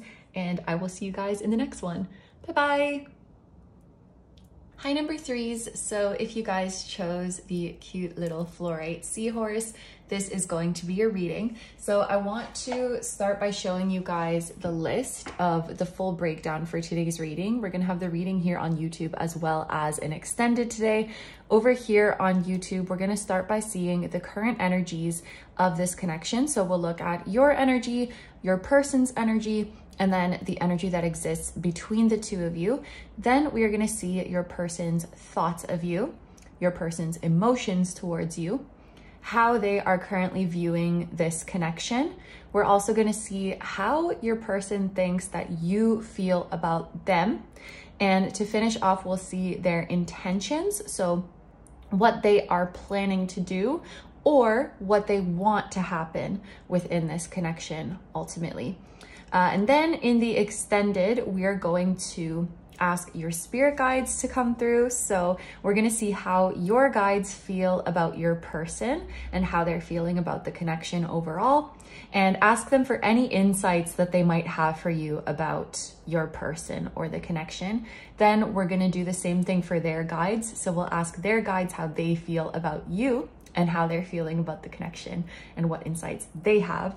Then we're gonna get a 3-month prediction for the future of this connection. So we're gonna see if any actions will be taken, if there's gonna be any changes or progress in the next 3 months. And we do have a special offer for today's reading. If you are a Patreon member, you can access this extended reading for free. You just have to check the post that was made today, October 18th, 2023. Of course, this is timeless, so even if you're watching this later, you can go back to the post that was made on this date and watch the extended reading. If you are not a Patreon member yet, becoming a member is the exact same price as purchasing today's extended reading. So if you become a member, not only will you get this extended, but you'll also immediately get access to over 70 exclusive pick a card readings, and you'll also be able to decide on topics for future readings. So it's a pretty good offer if I do say so myself. But without further ado, let's get started on your reading. We're gonna start with the energy check. So I'm gonna do this in person A, person B style, meaning I'm not gonna say like this one is you and this one is them, but as you listen to the description of the two energies, you should be able to determine who is who. It's very possible that you kind of resonate with both energies. In fact, that is a sign that you and your person are closely mirroring each other. However, if you don't resonate with either side, then you might want to try listening to a different group. But with all that being said, let's get started with person A's cards. So for person A, we have the King of Rings, which is the King of Pentacles, with the keywords responsibility and abundance. And every single group so far has had a king in this part. We have tame and attain. And we have selfhood, introspection, and identity. Then for person B, we have the Spirit of Cups. So this is the page, I want to say the Page of Cups, opportunity and creativity. Yes, it's a Page of Cups. And then we have Just Trust and academia, learning, and education. And for the card that represents the energy in between the two of you, we have Edelweiss with the keyword, it's like important memories or cherished memories. Oh, that's very sweet. Okay, so I'm just gonna go like from the outside inwards. So we'll start with these two tarot cards here. Having the King of Pentacles and the Page of Cups here, it could be indicating that one of you is an earth sign, so Taurus, Virgo, or Capricorn. It could also be indicating that one of you is a water sign, so Cancer, Scorpio, Pisces. It's also interesting that one of you is a king and one of you is a page. That could be indicating like that there is a significant age gap between the two of you, or you may feel like you're at very different stages of life or very different levels of life, whether you objectively are or you just perceive yourselves to be that way. There's some gap in either like your age or what stage you're at in your journey. And also we have the numbers 28 and 32, which could be relevant numbers. So 28 or 32 could be one of your ages or the age you were when you met this person. Could also be the 28th of a month as a significant date. And because there's a difference of 4 between these two numbers, that could be signifying like a 4-year age gap. We also have a horse. So someone could be born in the year of the horse, which is 2002, 1990, 1978, and you keep going back 12 years. So I'm just naming little things right from the get-go. You definitely don't have to resonate with all of these, but they're just little tidbits that could serve as extra confirmation for those of you who need it. It's also interesting that out of this oracle deck, there's different types of cards that are different colors, and both of you have a pink one, which is focus areas. So this could be indicating that both of you guys are at a stage in your life where you're very focused. You both have a certain goal that is important to you and that you are working towards. As for differences between the two of you, it looks like the King of Pentacles person, they are definitely more of a practical one.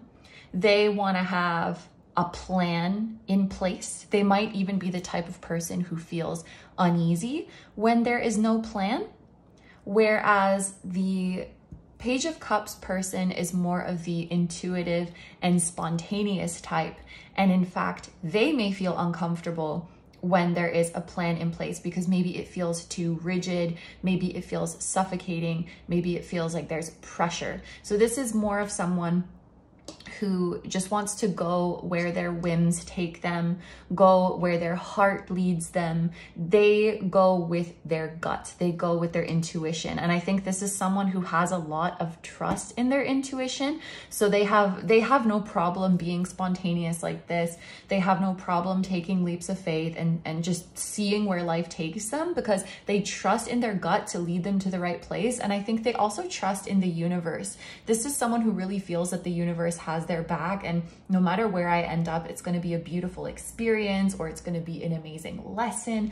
This is really someone who has mastered going with the flow, and this is really someone who has mastered making a very elaborate plan and sticking to it, both of which can be amazing qualities to have depending on the situation in different points of your life. But this is one of the main differences, I think, between these two people.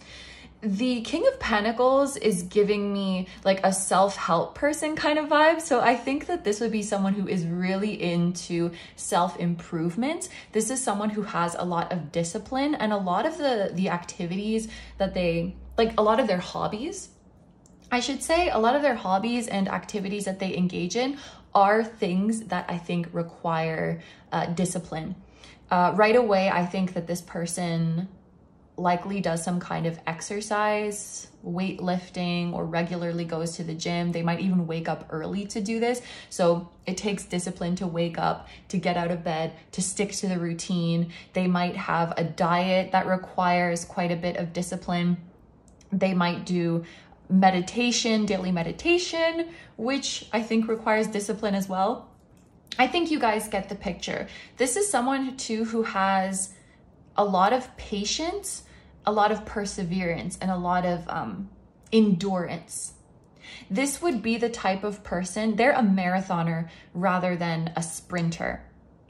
You know, rather than just that like initial burst of energy, this is the type of person who can keep it at a slow burn and keep it going for a long time. And while I do think that they enjoy learning new things, I think a lot of their hobbies and interests are things that they have had for many years and things that they have really built up their knowledge and experience over time. They seem to be that type of person who really thinks about the long-term future and thinks about the future version of themselves that they want to become, and they have a lot of discipline. I think they hold themselves to a very high standard. They don't necessarily hold others to this standard though. So let's say this person works out every day. That doesn't mean they expect everyone to do that. They're not going to be like, oh my God, you don't, like, do you even lift? You don't work out? Or like, you don't meditate, bro? Like, they're not like that, but they hold themselves to that standard to be like really disciplined and to keep up these habits. And maybe they know that they take it a little bit far, but it's something that they enjoy doing. It's definitely something that they enjoy doing. And yeah, I think with this tame and attain, this is all about, you know, reining in your, it's kind of reminding me of the strength card in this situation. Someone who has a lot of inner strength and perseverance and is able to take their urges and impulses and pent up energy and rein them in and channel them where they want it to go. You know, if I'm angry, I'm going to take out my anger at the gym. Or like if I have pent up sexual energy, I'm going to turn it into creativity and like come up with a business idea. This person is very good at taking their urges or taking their pent up energy and giving it the shape that they want it to have and making it go where they want it to go. And I think that this person has a lot of focus. They have a lot of mental focus, and this is something that they have trained themselves. This is someone who trains themselves. They train themselves mentally. They might do a lot of brain exercises or learn new things to keep their brain active. I definitely think they train their body. They're just very invested in like improving themselves, building on themselves, and building up for their future. That's definitely their vibe. And this is I think there's a lot of people who respect this person and are like, damn, look at that dedication, man. I even respect this person, and I've never met them. So they're looking at these rings, you know, obviously the whole suit of pentacles in this deck is rings, but I think this is definitely someone who is looking for commitment. They want to commit to themselves. They want a partner who is also committed to themselves, and they want to be in a committed relationship. This is definitely not the type of person who wants to like have flings. They don't want to waste their time, you know? They want to live with purpose for sure. And I think that kind of goes into this. They're always reflecting on who they want to be and what foot they want to put forward into the world. And again, they hold themselves to a high standard and have a very, like, the bar that they've set for their future is high. And I also think this is someone who they definitely want to be above average. So, you know, if they were a student, like if they got a B grade, then they wouldn't be satisfied with that. But at the same time, that doesn't mean they judge people who get Bs. They're like, oh no, this is just for me. I'm just being strict with myself. You know what I mean? There's very much that feeling of, I don't hold you to my standard, and I know that I have high standards for myself. It's that kind of vibe. They might, it's also coming, they might have reasons that they can't show up to plans that other people don't understand. But it's like they would have previous commitments that are important to them, whereas other people might see that and be like, oh, come on, just cancel it and come hang out. But they're like, no, I made this promise to myself that I'm going to do this. And so that's what I'm going to do.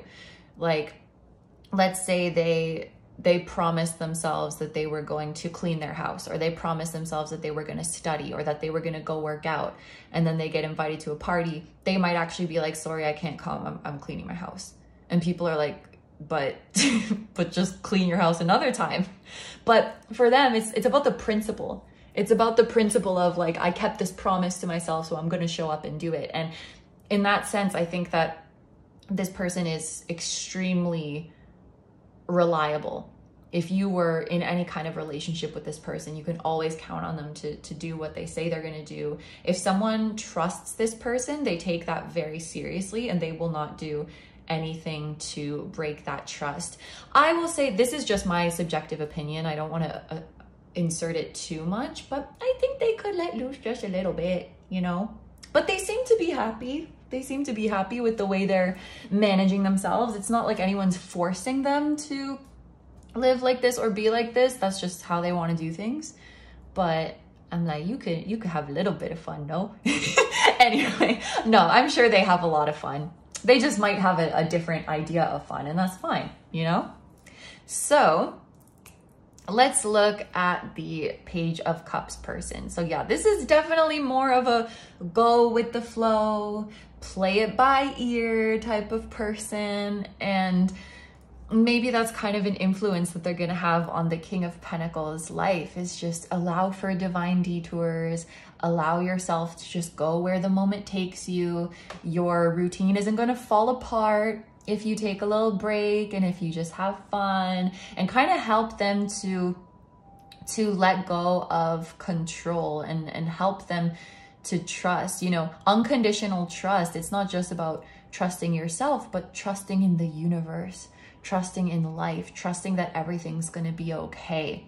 And a big part of trust is like letting go of control. And I think that's what this Page of Cups person has really succeeded to do.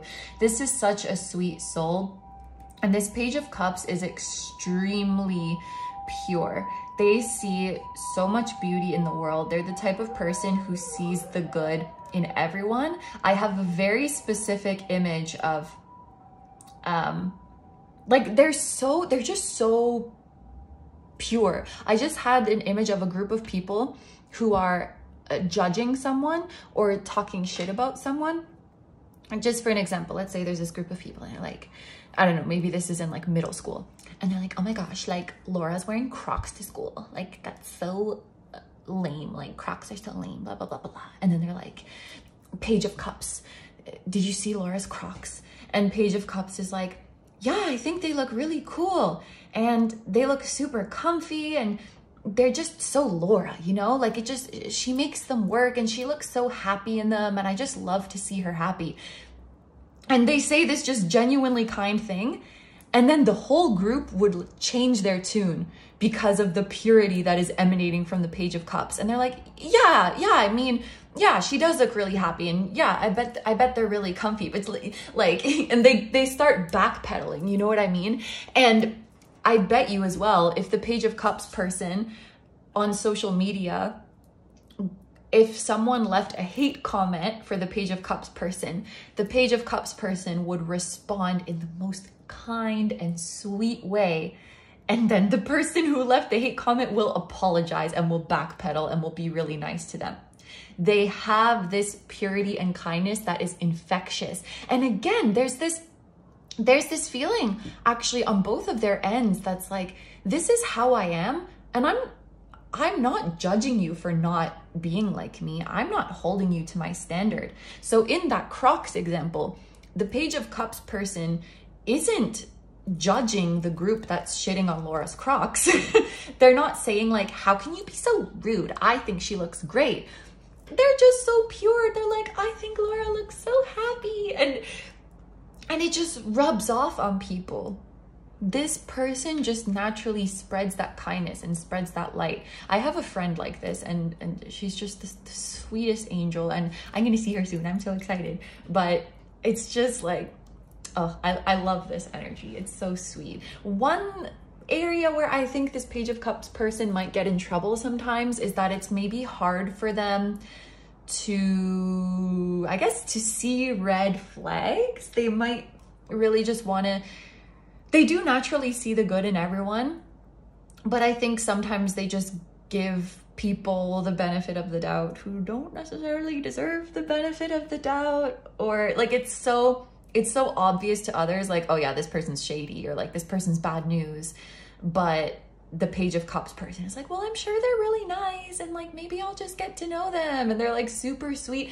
There's like a little bit of naivety maybe when it comes to the Page of Cups person, but it's so hard because you don't want the Page of Cups to harden.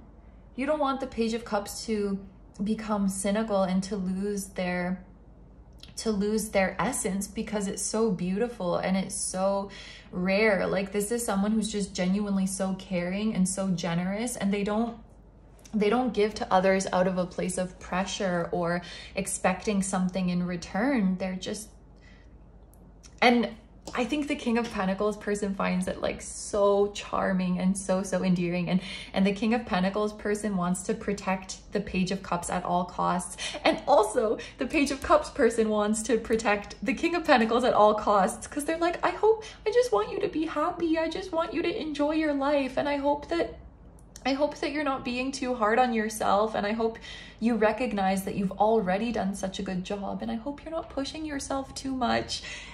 They both really want to look out for each other and protect each other. And they're like, I just hope you're not giving too much of your energy.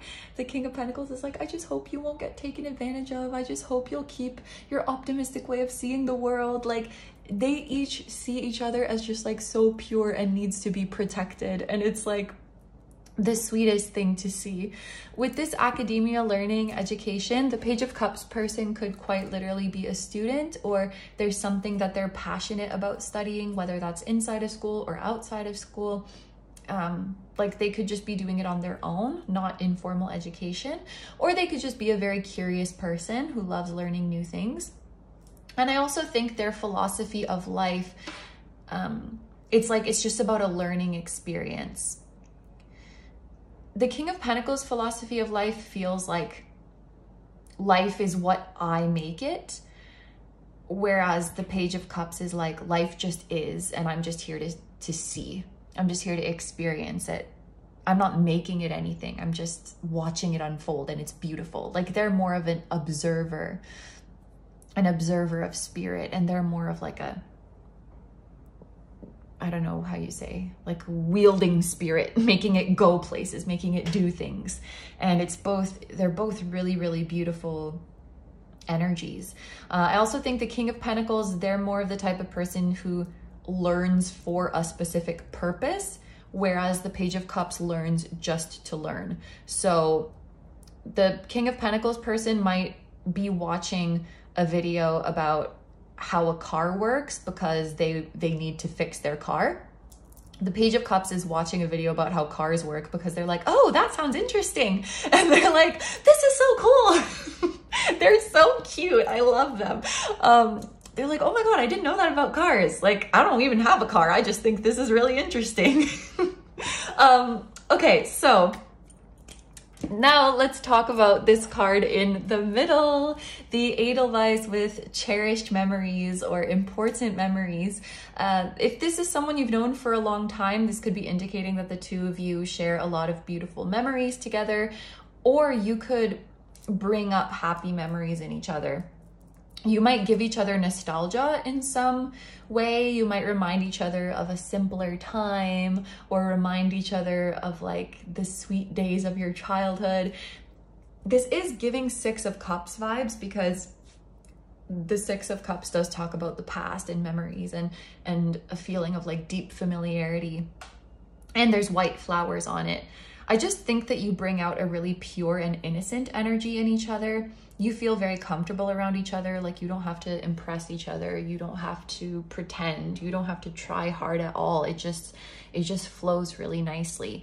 And yeah, there's a feeling of you give each other nostalgia, or you just feel you've always felt weirdly familiar with each other. So that is, it's time for me to drink water. This has been like my spot in the reading where I drink water. And let's get into the tarot now.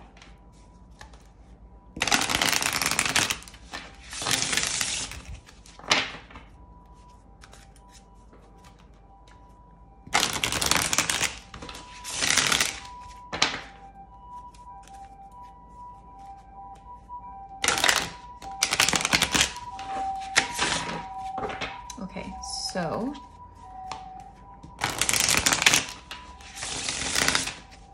let's see. What are your person's thoughts about you currently? How are they thinking about you right now? What does group number 3's person think of them?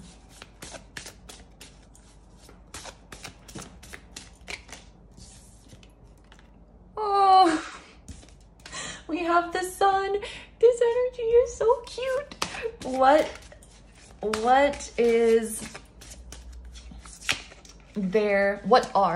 are their emotions towards you?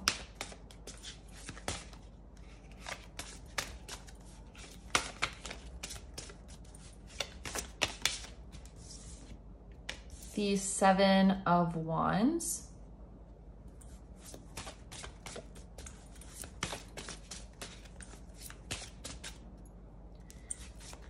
How do they view this connection overall?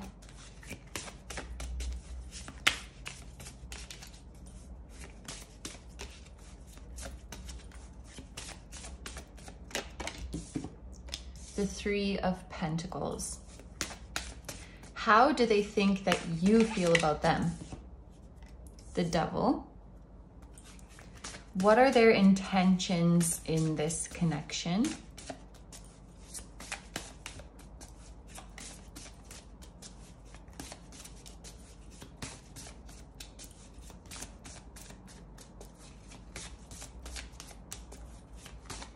What are their intentions?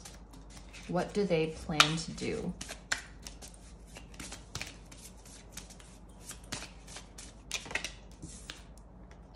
Oh, the Two of Cups. And then the bottom of the deck energy is going to be, what do they want to happen between the two of you? And we have the Seven of Cups.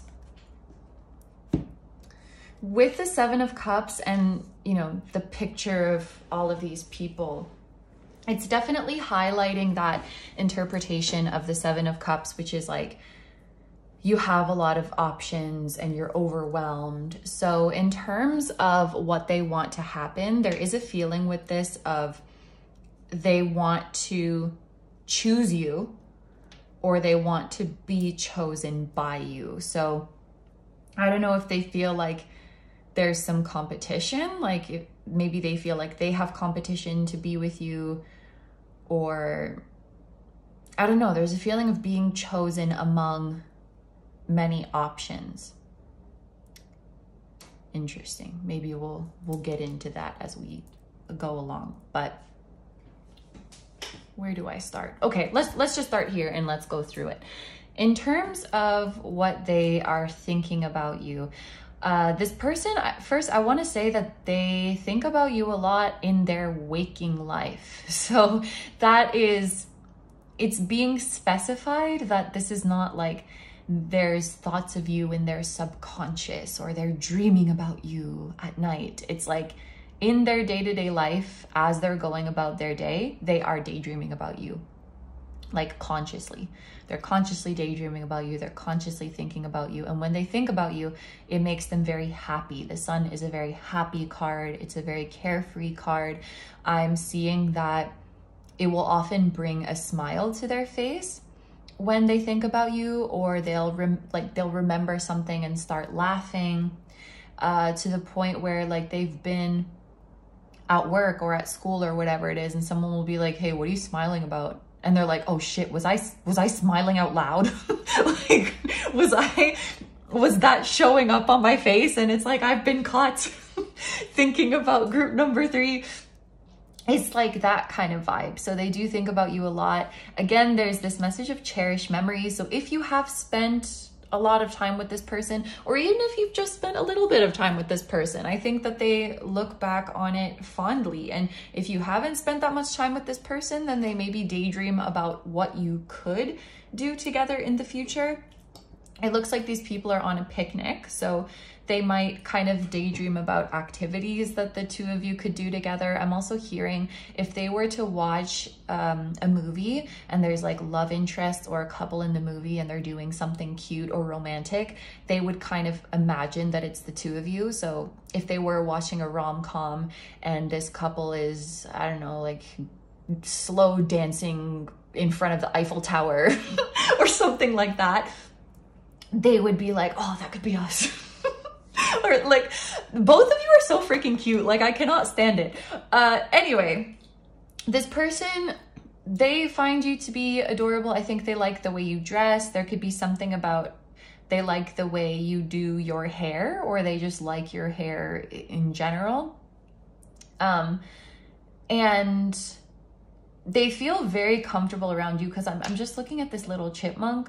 The fact that that chipmunk got so close to the human means that they're not afraid. They feel really comfortable. And also, you know, being able to lie your head in someone's lap like this, that's also a sign of being like comfortable and being vulnerable around them. So I don't think this person has any problem, or like they don't have any what's it called? They don't have any reservations when it comes to like letting you know how happy you make them.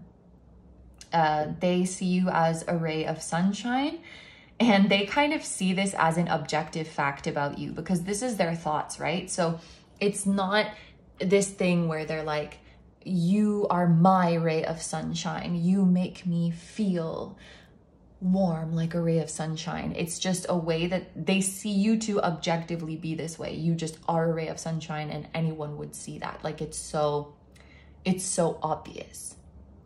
And they kind of feel like they have a hard time hiding their feelings for you, or they have a hard time hiding from you. So they might feel like when you're together, or even when you're not together, when you're just talking, that you can really see through them.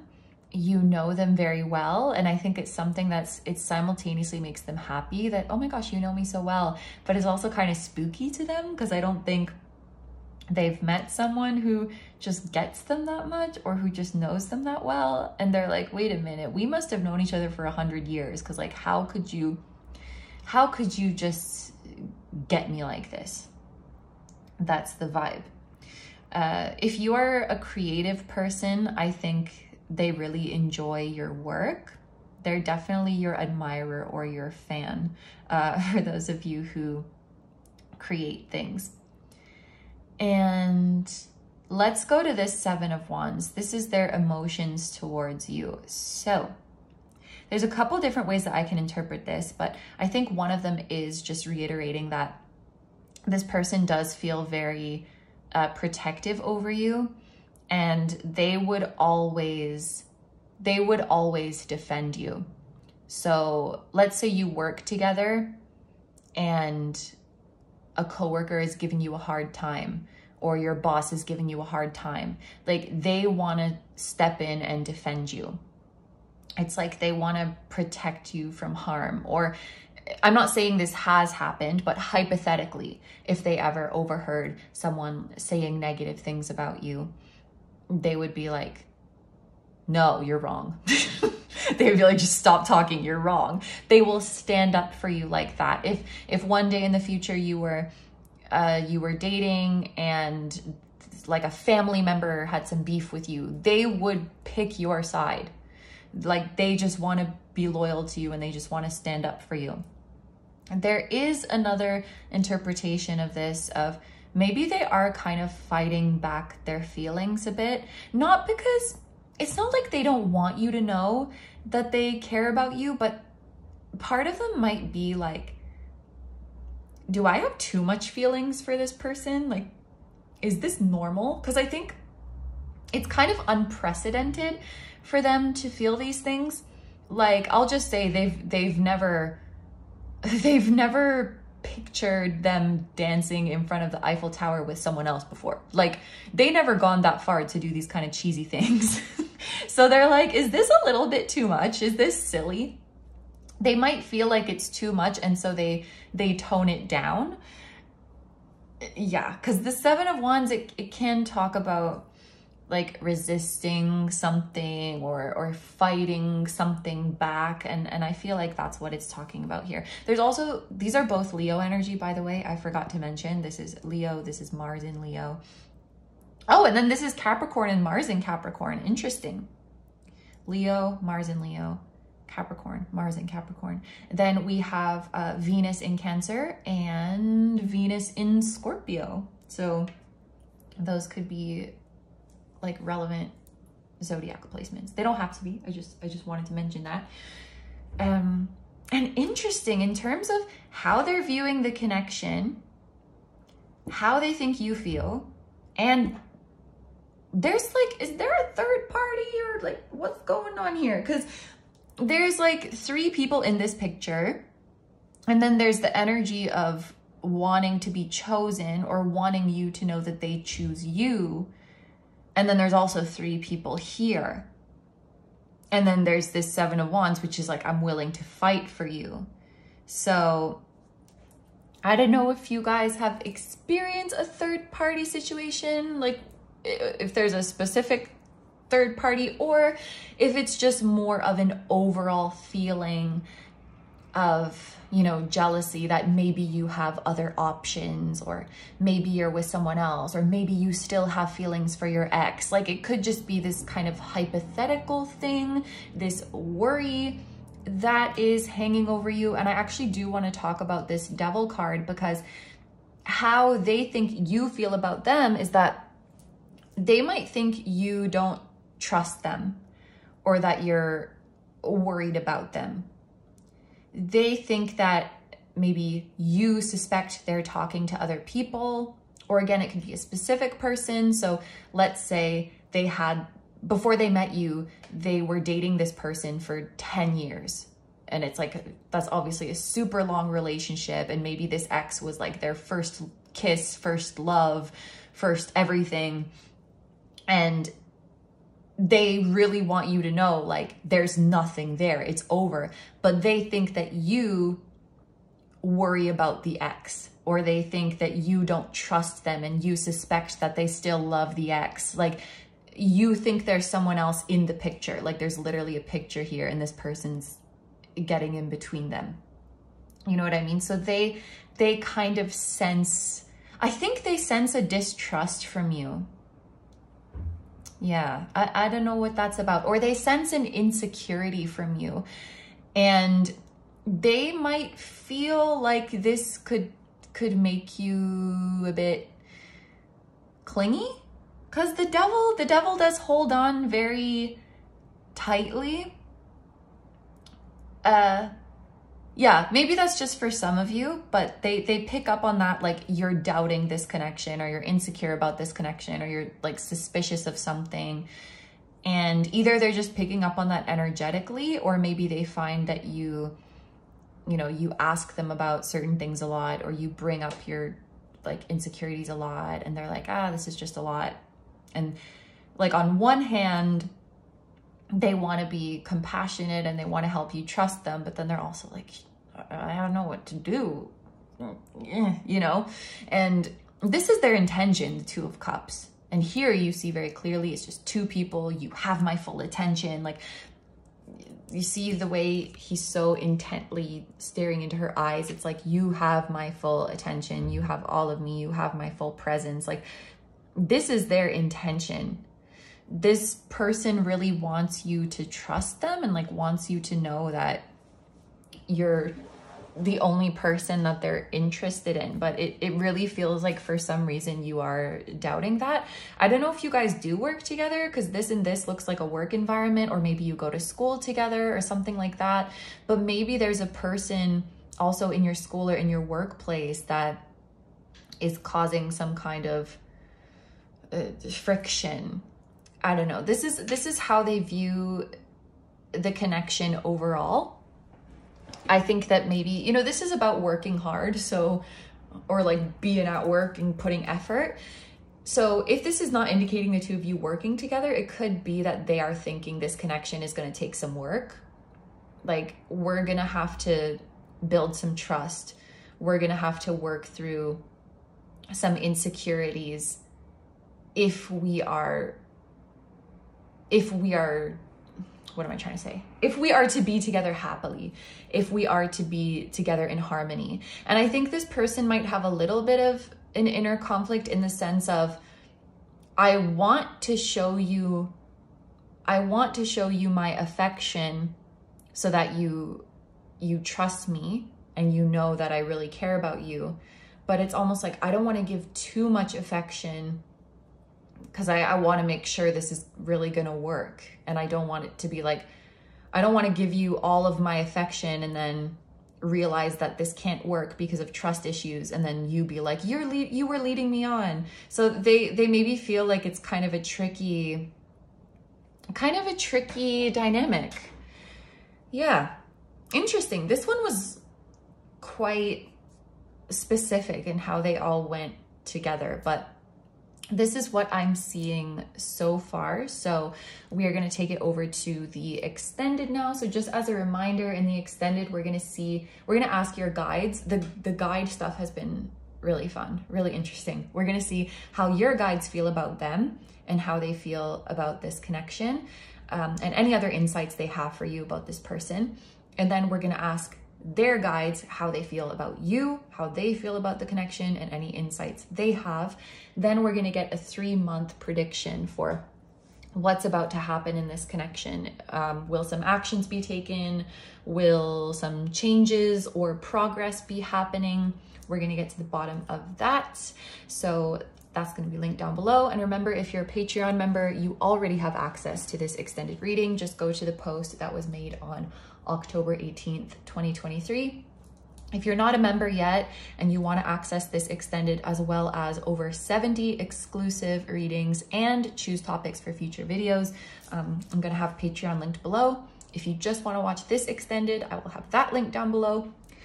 Or if you just want to end the reading here, I will say thank you very much for letting me do this reading for you. I hope you have a wonderful day or night whenever you're watching, and I wish you all the best. Please take good care of yourself, stay healthy. Don't forget to like, comment, and subscribe if you feel like doing that. If you enjoy my content and you'd like to find me elsewhere, I'm going to have linked down below my tarot reading Instagram, my personal Instagram, my Patreon, which I just mentioned, my music channel, which includes the intro song of this video that is an original song. I'm also going to have my latest release link down below. And finally, my vlog channel and my merch, which features the floating temple that was at the start of this video. So thank you guys so much for supporting me, my channel, and anything I do. I really, really appreciate having you here, and I am sending you so much love. Group number 3, I'm sending love to your person, to anyone else who indirectly appeared in this reading, and I'm also sending love to your higher selves, your spirit guides, your spiritual teams, and all of your loved ones, both here on earth and in the other realms. And I will see you guys in the next one. Bye-bye. Hi, number fours. So if you guys chose the Apophyllite, this is going to be your reading. I'm going to start by showing you guys a list of the full breakdown of today's reading. We have the reading here on YouTube as well as an extended today. So here on YouTube, we are going to do an energy check of the connection. So we'll look at your energy, your person's energy, and the energy that exists between the two of you.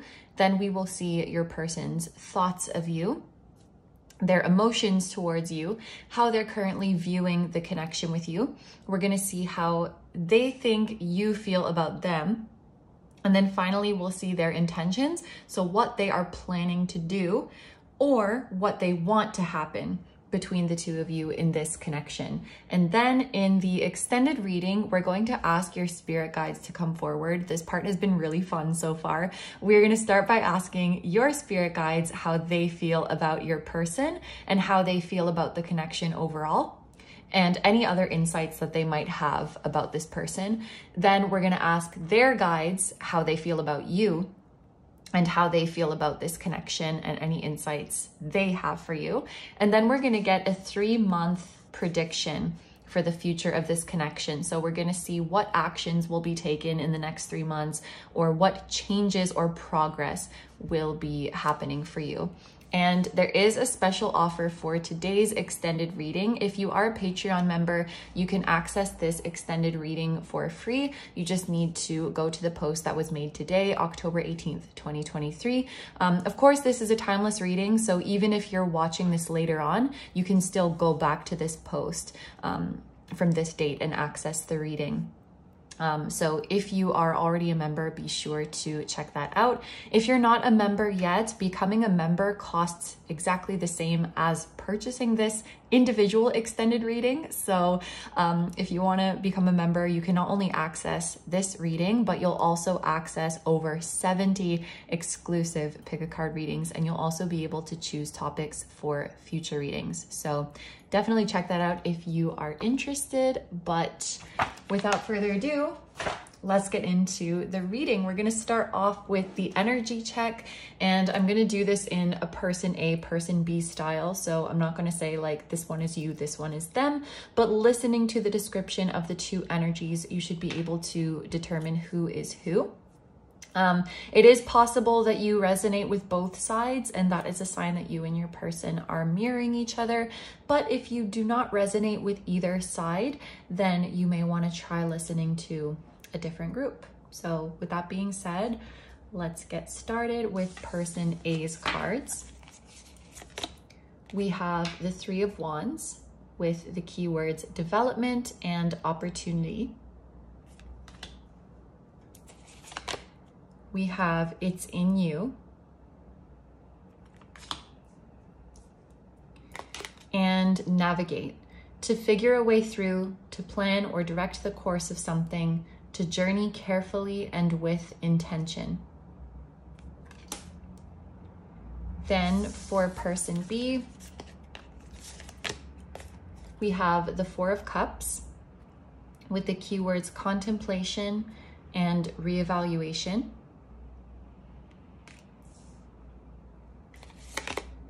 We have Nourish the Shadow,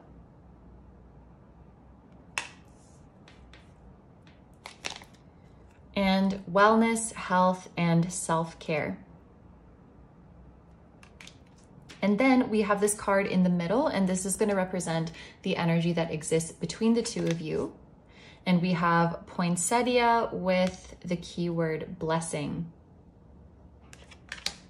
Okay, so I do want to point out a couple little things. In terms of zodiac placements, we do have the sun in Aries here, and we also have the moon in Cancer. So these could be relevant astrological placements to you or your person. It doesn't have to be, of course, but that could be a little bit of extra confirmation for you. And then we also have a lion here. So I do think Leo energy could be significant to this connection as well. Or more specifically, it could be the moon in Leo, because we have a moon here. And then we also have the numbers 24 and 33. which could be relevant ages, like the age of you or your person, or the age you were when you met. The 24th, that could be a date as well. And because there's a difference of 9 between these two numbers, there could be like a 9-year age gap or something like that. I'm just mentioning these little things because they could be confirmation for some of you watching, but you definitely don't have, these don't have to apply to you and your person. So, oh, you know what's interesting? Both of you have numbers that equal 6. Like 24 reduces to 6, 33 reduces to 6. There's just a little similarity there, but anyway, let's get into it. So it looks like you and your person, you have quite different energies right now. I think you're just in different seasons of your life. I'll start over here with the 3 of Wands person. It looks like the 3 of Wands person is at a very exciting time in their life. They've maybe just received an opportunity recently, or they've just started with an opportunity that they received in the past. So what I mean by that is like they either just got a really exciting job offer, or like maybe they just started a job that they got offered a while ago. There's a feeling of this exciting new beginning that really deserves to be celebrated. The 3 of Wands person would really feel like the main character in their life right now. I think they're receiving a lot of attention, a lot of praise. There's definitely a lot of people who are proud of them. So maybe they've hit an important milestone in their life, or life is just going really well for them right now. And they're really feeling, they're kind of feeling unstoppable right now. They're feeling like there's nothing they can't do. They feel inspired. They feel energized. They feel motivated. And I think the 3 of Wands person is in a really confident energy right now. They're in a phase of their life where they really believe in themselves. And when they look at their life and all the wonderful things in it, they feel like, wow, like I did this, I made this happen. And so it's this feeling of being really proud of themselves and also being really, at the same time, humbled and grateful to the universe or to life, or, you know, whatever this person believes in, for allowing them to live this life. But with this "it's in you," I definitely think this person is in an energy right now where they are generating confidence from within, and they have a really strong belief in themselves. I think they're in a phase of their life where they're thirsty for new adventures. They're thirsty for new challenges. They feel like coming out of their comfort zone. They might be in a more like social energy right now as well. They're just ready for bigger and better things. And with this navigate, I think they're having a really fun time and a really exciting time planning their future. They're just in a really exciting energy. Meanwhile, on the other end, it looks like the 4 of Cups person is in a kind of off season of their life. It seems like they're in a bit of a slow or stagnant period. They are lacking direction. They are lacking inspiration. They could even be in one of those funks where the things that normally excite them are not really doing it for them right now. The things that normally bring them joy are not really bringing them joy. The 4 of Cups can talk about boredom, discontentment, dissatisfaction. I think that to the 4 of Cups person, life feels kind of bleak right now. So there's a really big contrast between these two energies. And, you know, every single one of us will go through these ups and downs at some point in our lives. I think it just so happens to be that in the current energies of you and your person, one person seems to be up right now, so to speak, and one person seems to be down. And in contrast to how this 3 of Wands person is really generating self-belief and confidence from within, I think the 4 of Cups person is struggling to believe in themselves right now, and they don't really believe in their ability to generate confidence from within. And so they might be looking for it in the outside. They're looking for like someone outside of them to validate them, or some external things to make them happy. Just the contrast between this card saying it's in you and this lion looking so regal and confident, and then this cat just looking like bleak, and they're thirsty, they're lacking, and they need something to come from outside to fuel them again. With that being said, you know, the Four of Cups person is in this funk. I don't think they're wallowing in it. I don't think they're sitting around and doing nothing, because with this focus area being wellness, health, and self-care, they're definitely taking necessary steps to get out of this funk. It's not somewhere where they want to, you know, stay and dwell in it and wallow in it. But it just looks like this person is struggling right now. And again, all of us are going to go through these seasons many times in our lives. I just think that the contrast is quite interesting right now. I'm not sure if you guys are in each other's lives. If you are in each other's lives right now, or if you're in communication, I think you would definitely notice the differences between your two energies right now. If you are in separation or no contact with this person, it looks like one of you after the separation is really thriving and one of you is really not thriving. But the Four of Cups person who is not thriving, they're really working to get to a better place. I think it's really nice too that we have a blessing as the energy that exists between the two of you, because this lets me know that both of you do genuinely feel grateful to be in each other's lives or to have been in each other's lives. And I think both of you would describe meeting each other or having met each other as a blessing. Whether that's like you consider each other's company to be a blessing, or the lessons that you have learned from this connection to be a blessing. I think there's a feeling of no regrets that is coming through. Like neither of you regret this connection or the time that you've spent together. And if you are currently in this person's life, I think that it's coming through. Both of you are extremely grateful to each other. And I think you just want the best for each other and really want each other to be happy.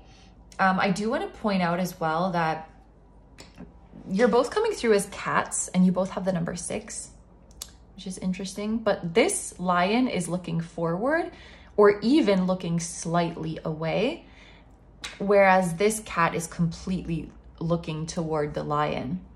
So this Four of Cups person could be fixated on the Three of Wands person right now. They could be really like focusing on what they're doing. They could even be comparing themselves right now. Or if you're in separation, this Four of Cups person could be checking on the Three of Wands person a lot. And they're like invested a lot in how the Three of Wands person is doing and what the Three of Wands person is doing. That is definitely coming through. So this is what I'm seeing for your current energies. I'm just gonna drink some water. And let's get into the tarot now and see your person's feelings.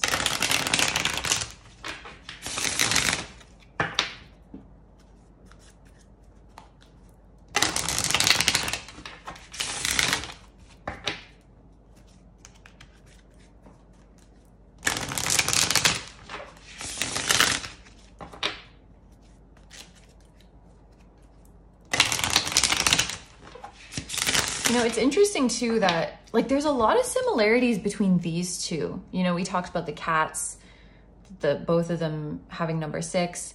They also both have moons on them and they're both dark. So it could be for some of you, like I'm thinking of being in the dark or being kept in the dark. For some of you, you could actually be in separation, in a no contact situation with this person, that you're kind of in the dark about what is going on in each other's lives. You don't really know exactly what's up. I would say if you are in separation, it looks like The Three of Wands person is not really checking on how the Four of Cups person is doing, because they're so, it makes sense, right? They have a lot going for them. They have a lot going on in their life that they're just not really thinking about it. They're focusing on what they've got going on right now and all the amazing things to come. Whereas the Four of Cups person doesn't really have much going on. And so they tend to think about the Three of Wands person a lot more and check on the Three of Wands person a lot more and be like, I miss them. I wonder what they're doing. And maybe it's just because they have an idle mind. I think in that sense, like if you are in a separation, the Three of Wands person is lucky that the separation happened when life is exciting, because they have so many things to keep them occupied, to keep them distracted. Whereas the Four of Cups person kind of got the short end of the stick in terms of the timing of separation, because they didn't have much else to focus on. They didn't have much else to look forward to. And I feel like that it's really just, it just so happened that you were in these seasons of your life when this separation happened, if that makes sense.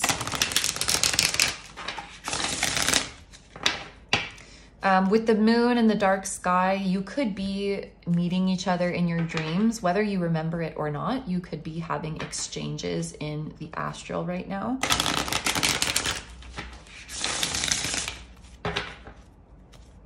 I do think from a soul perspective, you are sending each other a lot of love and support.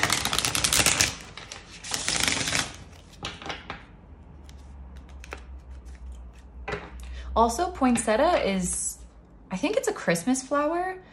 So like the Christmas season could be significant, or like the end of year holidays could be significant. Maybe that will be when you hear from this person, or there's some significant memories of spending holidays together.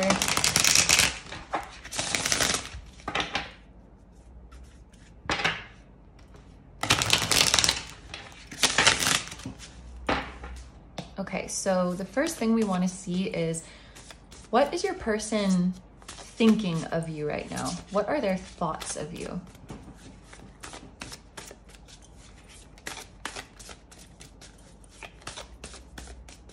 Ooh, I just felt like a sharp pain in my heart area. I hope that's, I just picked up on an energy and that's not like me actually having chest pain. But anyway, so they have a kind of a pang. They have a pang in their heart when they think about you. So I definitely think there's a feeling of missing you, or even like kind of a feeling of nervousness.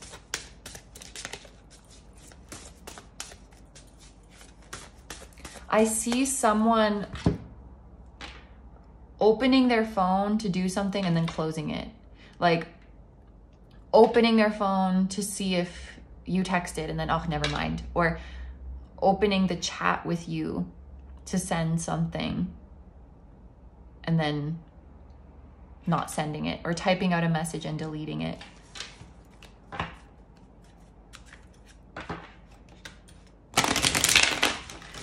This person could have like blocked you or unblocked you like back and forth. That's a very specific message, but it's like, I just pictured someone who's like, no, I don't want to like see things of this person anymore, and blocked them. And then they're like, no, I want to talk to them again. Or no, I'm not like triggered anymore, I can unblock them. Or yeah, I don't know.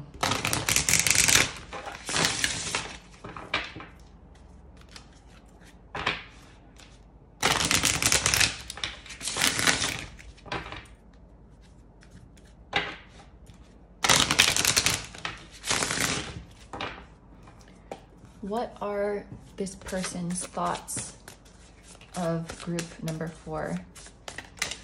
So we have, yeah, 2 coming out at the same time. There's the 9 of Wands, and there's the Knight of Swords. Very interesting. That makes a lot of sense given the energy that we just talked about. I often, in this type of reading with the Knight of Swords, I think of someone rushing forward with a lot to say, like dumping out a lot of thoughts and feelings all at once. Especially in the illustration of this deck, You know, it looks like this person is driving urgently because they're like, I have to get to this person on time, or I have to go and tell them this thing that I really want to tell them. It's like someone just being overcome with emotion and just word vomiting everything that they've been thinking and feeling. It's very clear to me that you're heavily on this person's mind. I think sometimes they kind of lie to themselves that they're not thinking about you that much, or that they're not affected that much. They're like, oh my God, like I'm so over it. Like I don't even care anymore, but like they do. But I think they kind of go back and forth between these two energies of like wanting to come forward, wanting to say something to you. And then we have the 9 of Wands, which is, you know, being guarded and holding back, which is literally, that's exactly the energy I was picking up on of someone, you know, opening their phone and typing out a big long message. That's the Knight of Swords. And then deleting it and being like, never mind. It's interesting.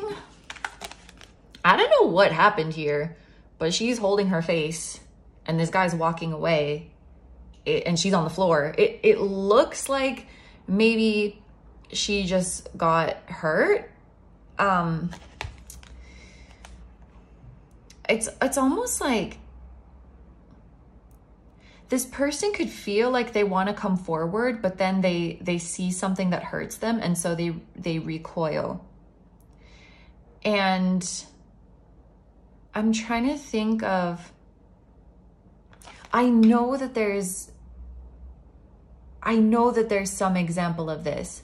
Okay, let's say this person is missing you a lot, and in their head they imagine you like sitting at home just sad and missing them, the same way they're just sitting at home sad and missing you. And then they're like, you know what, I'm just gonna drive over to their house and tell them how much I love them and miss them, and this is silly.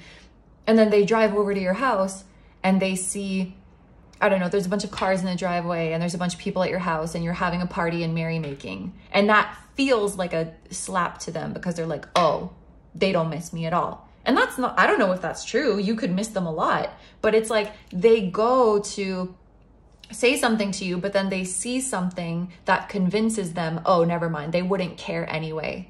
I was being delusional. And then they just recoil and they don't say the thing, and they don't send the thing. Whether that's true that you're not thinking about them, that you're not missing them, or if that's just their perception, I don't know. But I feel like they've done this back and forth a lot, where they're thinking about you, and they're like, you know what, I'm gonna say something. I'm just gonna say something. And then they go to do it, and then they're like, never mind, they wouldn't care. There's that kind of vibe going on.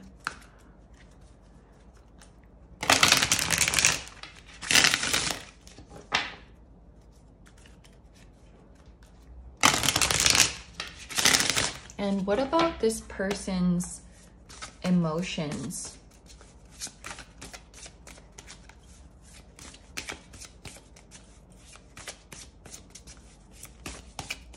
What are this person's emotions for group number 4? How are they feeling about group number 4 right now?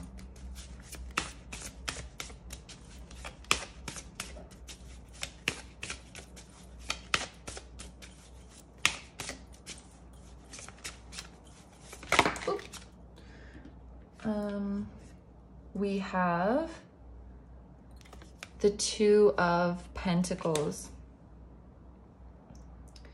And I'm just looking at this. I'm looking at this picture, and it looks like this woman is like getting dolled up, like getting ready to go on a date. I will say I am getting separation vibes from this group. I think a lot of you who chose this group are in separation with your person, or at the very least, they might feel like there's a distance between the 2 of you now. They might feel like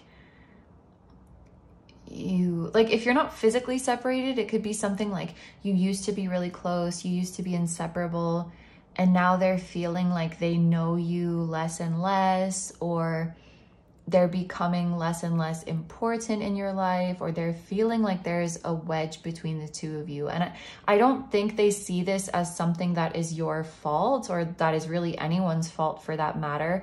I think they more so see it as just how the tables have turned. With this being Pentacles, this is about, you know, physical, tangible things, like real life events. And the Two of Pentacles, it is about the waves of change and adjusting to new phases of our life. So, you know, it's not, it doesn't feel like, it just feels like life happened such that you drifted apart, or at least that's how they see it. And they see that you've grown, you've become more mature, you've become this new version, and they really want to know this new version of you. It's like they want to be in on it, they want to be involved, but they don't really feel like they are. And looking at this person who's like getting dolled up and getting ready to go on a date, it kind of feels like someone who has moved on. And maybe this kind of goes into the how they think you feel about them, but I think they would see you as having moved on from them, or being like not on their level, being out of their reach, not being approachable, or not being accessible. And I think they're trying to adjust their emotions to fit the new reality, but it's like their emotions don't want to let go. They don't want to let go of what once was, or they don't want to let go of what it felt like when you were closer, what it felt like when you were inseparable. It kind of has that energy of you either grew in different directions, or you grew as life went on and they didn't.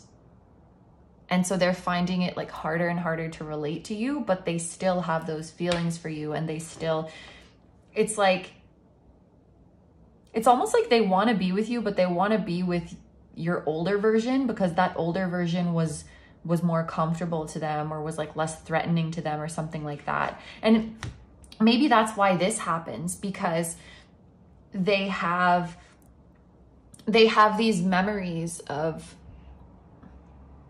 you from the past that they hold on to and romanticize, and they're like, oh my God, I miss them so much. And then they, you know, go to find you, they go to your social media page, they go to message you, whatever it is, and then they remember, oh, like they've moved on, they've evolved, they're a different version now. And that's not to say that you wouldn't welcome a message from them. I think it's just something mentally stops them, where they're like, oh, this new version, I can't live up to this new version. I can't be enough for this new version. They moved on without me. Like they have that kind of thought process.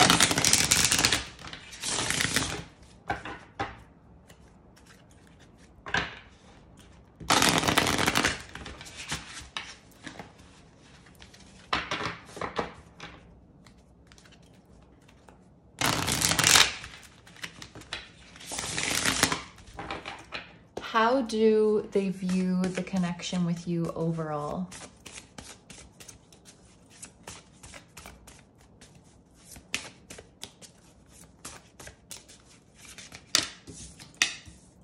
The Ten of Cups. Wow. So I think this person loves you, or they have a lot of love for you. And they either currently see you as their happily ever after, or they once really believed that you were going to be their happily ever after. There's this feeling of no one can compare to you. And I think that they still, like if you guys are in separation, they would definitely think of you as like the one that got away. You are this person's everything, or you were their everything, and you're everything that they dreamed about in a partner, everything and more. You're like their ideal, essentially, like exactly their type, but even better. And they've maybe pictured like getting married to you, having a family with you, because this is that happily ever after. This is all the happiness and fulfillment that you can ask for. You can see the two people like snuggling and watching their kids frolic and being happy, just like settling down, sitting back, enjoying the fruits of their labor. They kind of saw that as the end goal with you.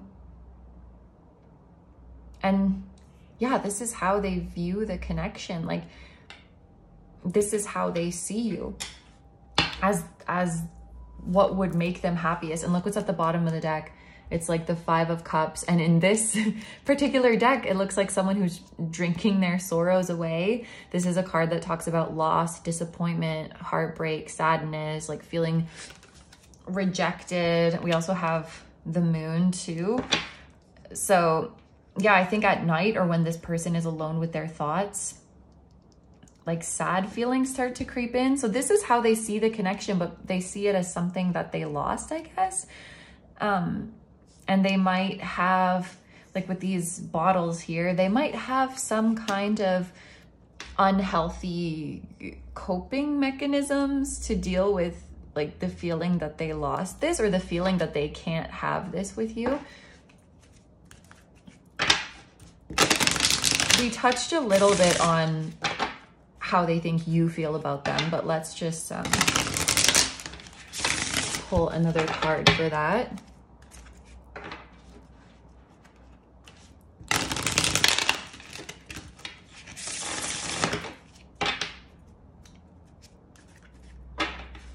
The Moon, I'm also just noticing it's like there's 2 swings and one of them is empty. I just feel like they could get really in their head about you, or really in their feelings about you. And like all this stuff that I'm saying, I don't know how accurate this is. Like, I think this is just their subjective perception of the situation. And I don't know if it's accurate in terms of how you see the connection or how the connection actually is, but it seems that they get really in their feelings about it, and kind of in a negative way.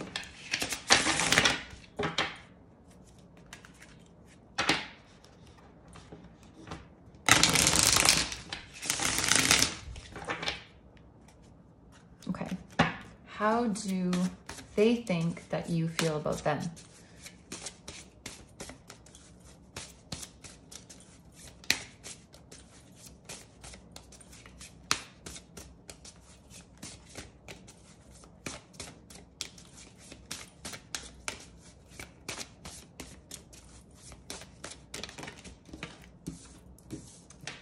We have the 3 of Swords.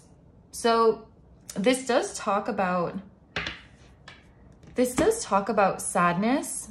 So they could either think that you experience feelings of sadness, or just in the context of the other cards that we've pulled, it may even be that they hope on some level, like they hope that you miss them. It's not like they want you to be sad. Or honestly, maybe it is because misery loves company, but there's maybe like they want you to be sad, or not they want you to be sad, or like disappointed by how things turned out, or like want you to miss them. There may be certain things that remind them of you, and then they feel that little pang in their heart. Maybe a certain song that they listen to, or maybe when the Christmas season comes around, just for an example, they feel that little pang of missing you. And maybe there's just a part of them that hopes you would feel that pang too. You would be reminded of them too, just so that they can feel less alone in that sadness. It's not like they want you to be sad, it's that they don't want to be alone in that feeling of sadness, because that would make it even worse, if that makes sense. And let's also see what are their intentions. Is there anything they plan to do?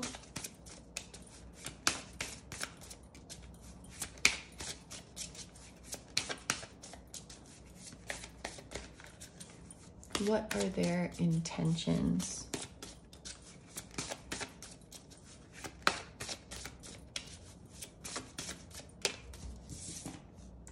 The 9 of Swords. Okay. So, I mean, in terms of what they plan to do, this person is lying in bed and covering their eyes. So I don't think at this point they really intend to do anything about this. And, you know, with the Nine of Swords, this does indicate quite a negative mindset. It's kind of like a defeatist mentality. It's someone who believes the worst case scenario. And so they probably have it in their head, like, it wouldn't make a difference anyway. Even if I did say something, even if I did reach out, even if I did come forward, it's not going to make a difference anyway. The Nine of Swords indicates they kind of already have it in their head that things would not work out, or they're just too, it could also just be that they are too nervous or too anxious to come forward because they think of like, what if a negative outcome happens? The Nine of Swords loves to think about everything that could go wrong and doesn't really think about everything that could go right. And yeah, it does often become a self-fulfilling prophecy. Like, for example, I'm not going to ask that person out because they're going to say no anyway. And so you never ask them out and you never get that date with them. So yeah, and like, there's that nighttime again. Like, we have the night sky with the moon, the night sky and the Five of Cups. It's like this person, they think about you a lot at night, or they could even lose sleep over you or over what happened. But in terms of like their intentions to move forward in this connection, it's like they're too in their negative thoughts to do that, or they're too in their anxiety to do that. At the bottom of the deck, we have what they want to happen within this connection, and we have death. So I think there is also a part of them that really just wishes that they were able to move on. Like, if it's over, I want it to really be over, meaning if it's really over, I don't want to keep thinking about this person. I don't want to keep missing this person. And I get it, because this sounds very like mentally overwhelming and mentally exhausting. So they might be thinking like, if it's over, I just really want it to be over. And it's hard, right? Because they have these beautiful feelings and beautiful memories and care about you a lot. But then it's like, when caring about you hurts, or when loving you hurts, there's a part of you, even though loving someone is such a beautiful thing, it's like there's a part of you that just wants it to be over. And I think that that's what this death card is talking about. Wow, like it's a tough energy that this person is in. It looks like the more I read into the energy of this card, the more it does feel like a separation. Or even if you're in each other's lives, it's like they're already mourning this loss because they feel like it can't happen. Like, they feel like they can't be with you. So if you're in a separation with this person and you were wondering how they're doing, it doesn't look like they're doing super well right now. If you are in each other's lives and you want to move forward with this person, I really hope that they can get out of this energy. I hope that if it's something you want to do, I hope that you can help them get out of this energy. But it looks tough, just like mentally, things look tough for them right now. So yeah, this is what I'm seeing for the energy so far. So we're going to move into the extended now. And just for a reminder, in the extended, we're going to ask your spirit guides to come through. So we're going to ask your guides how they feel about this person and how they feel about the connection and any other insights they have for you. We're going to ask their guides the same thing, how they feel about you, how they feel about the connection. And then we are going to get a 3-month prediction for this connection. Will anything change? Is anyone going to take action? Is there going to be any progress? Things like that. We will get to the bottom of it. And remember, if you are a Patreon member, you already have access to this extended reading today. So just go to the post that was made on October 18th, 2023, and you can watch the extended. If you are not a Patreon member and you want to access this extended plus 70 plus other readings and also decide topics for future videos, I will have the Patreon link down below. If you only want to access this one reading, I'll also have just this one reading link down below. And if you want to leave the reading here, I will say thank you very much for letting me do this reading for you. I hope you have a wonderful day or night whenever you're watching, and I wish you all the best. Please take good care of yourself, stay healthy. Don't forget to like, comment, and subscribe if you feel like doing that. If you enjoy my content and you'd like to find me elsewhere, I'll have linked down below my tarot reading Instagram, my personal Instagram, my Patreon, which I already mentioned, my music channel, which includes the intro song of this video that is an original song, and I'll also have my latest release link down below, and finally my vlog channel and my merch, which features the floating temple that was at the start of this video. Thank you guys so much for supporting me, my channel, and anything I do. I really, really appreciate having you here at group number 4, and I'm sending lots of love to you, to your person, to anyone else who may have indirectly appeared in this reading, and I'm sending love to your higher selves, your spirit guides, your spiritual teams, and all of your loved ones, both here on earth and in the other realms, and I will see you guys in the next one. Bye-bye.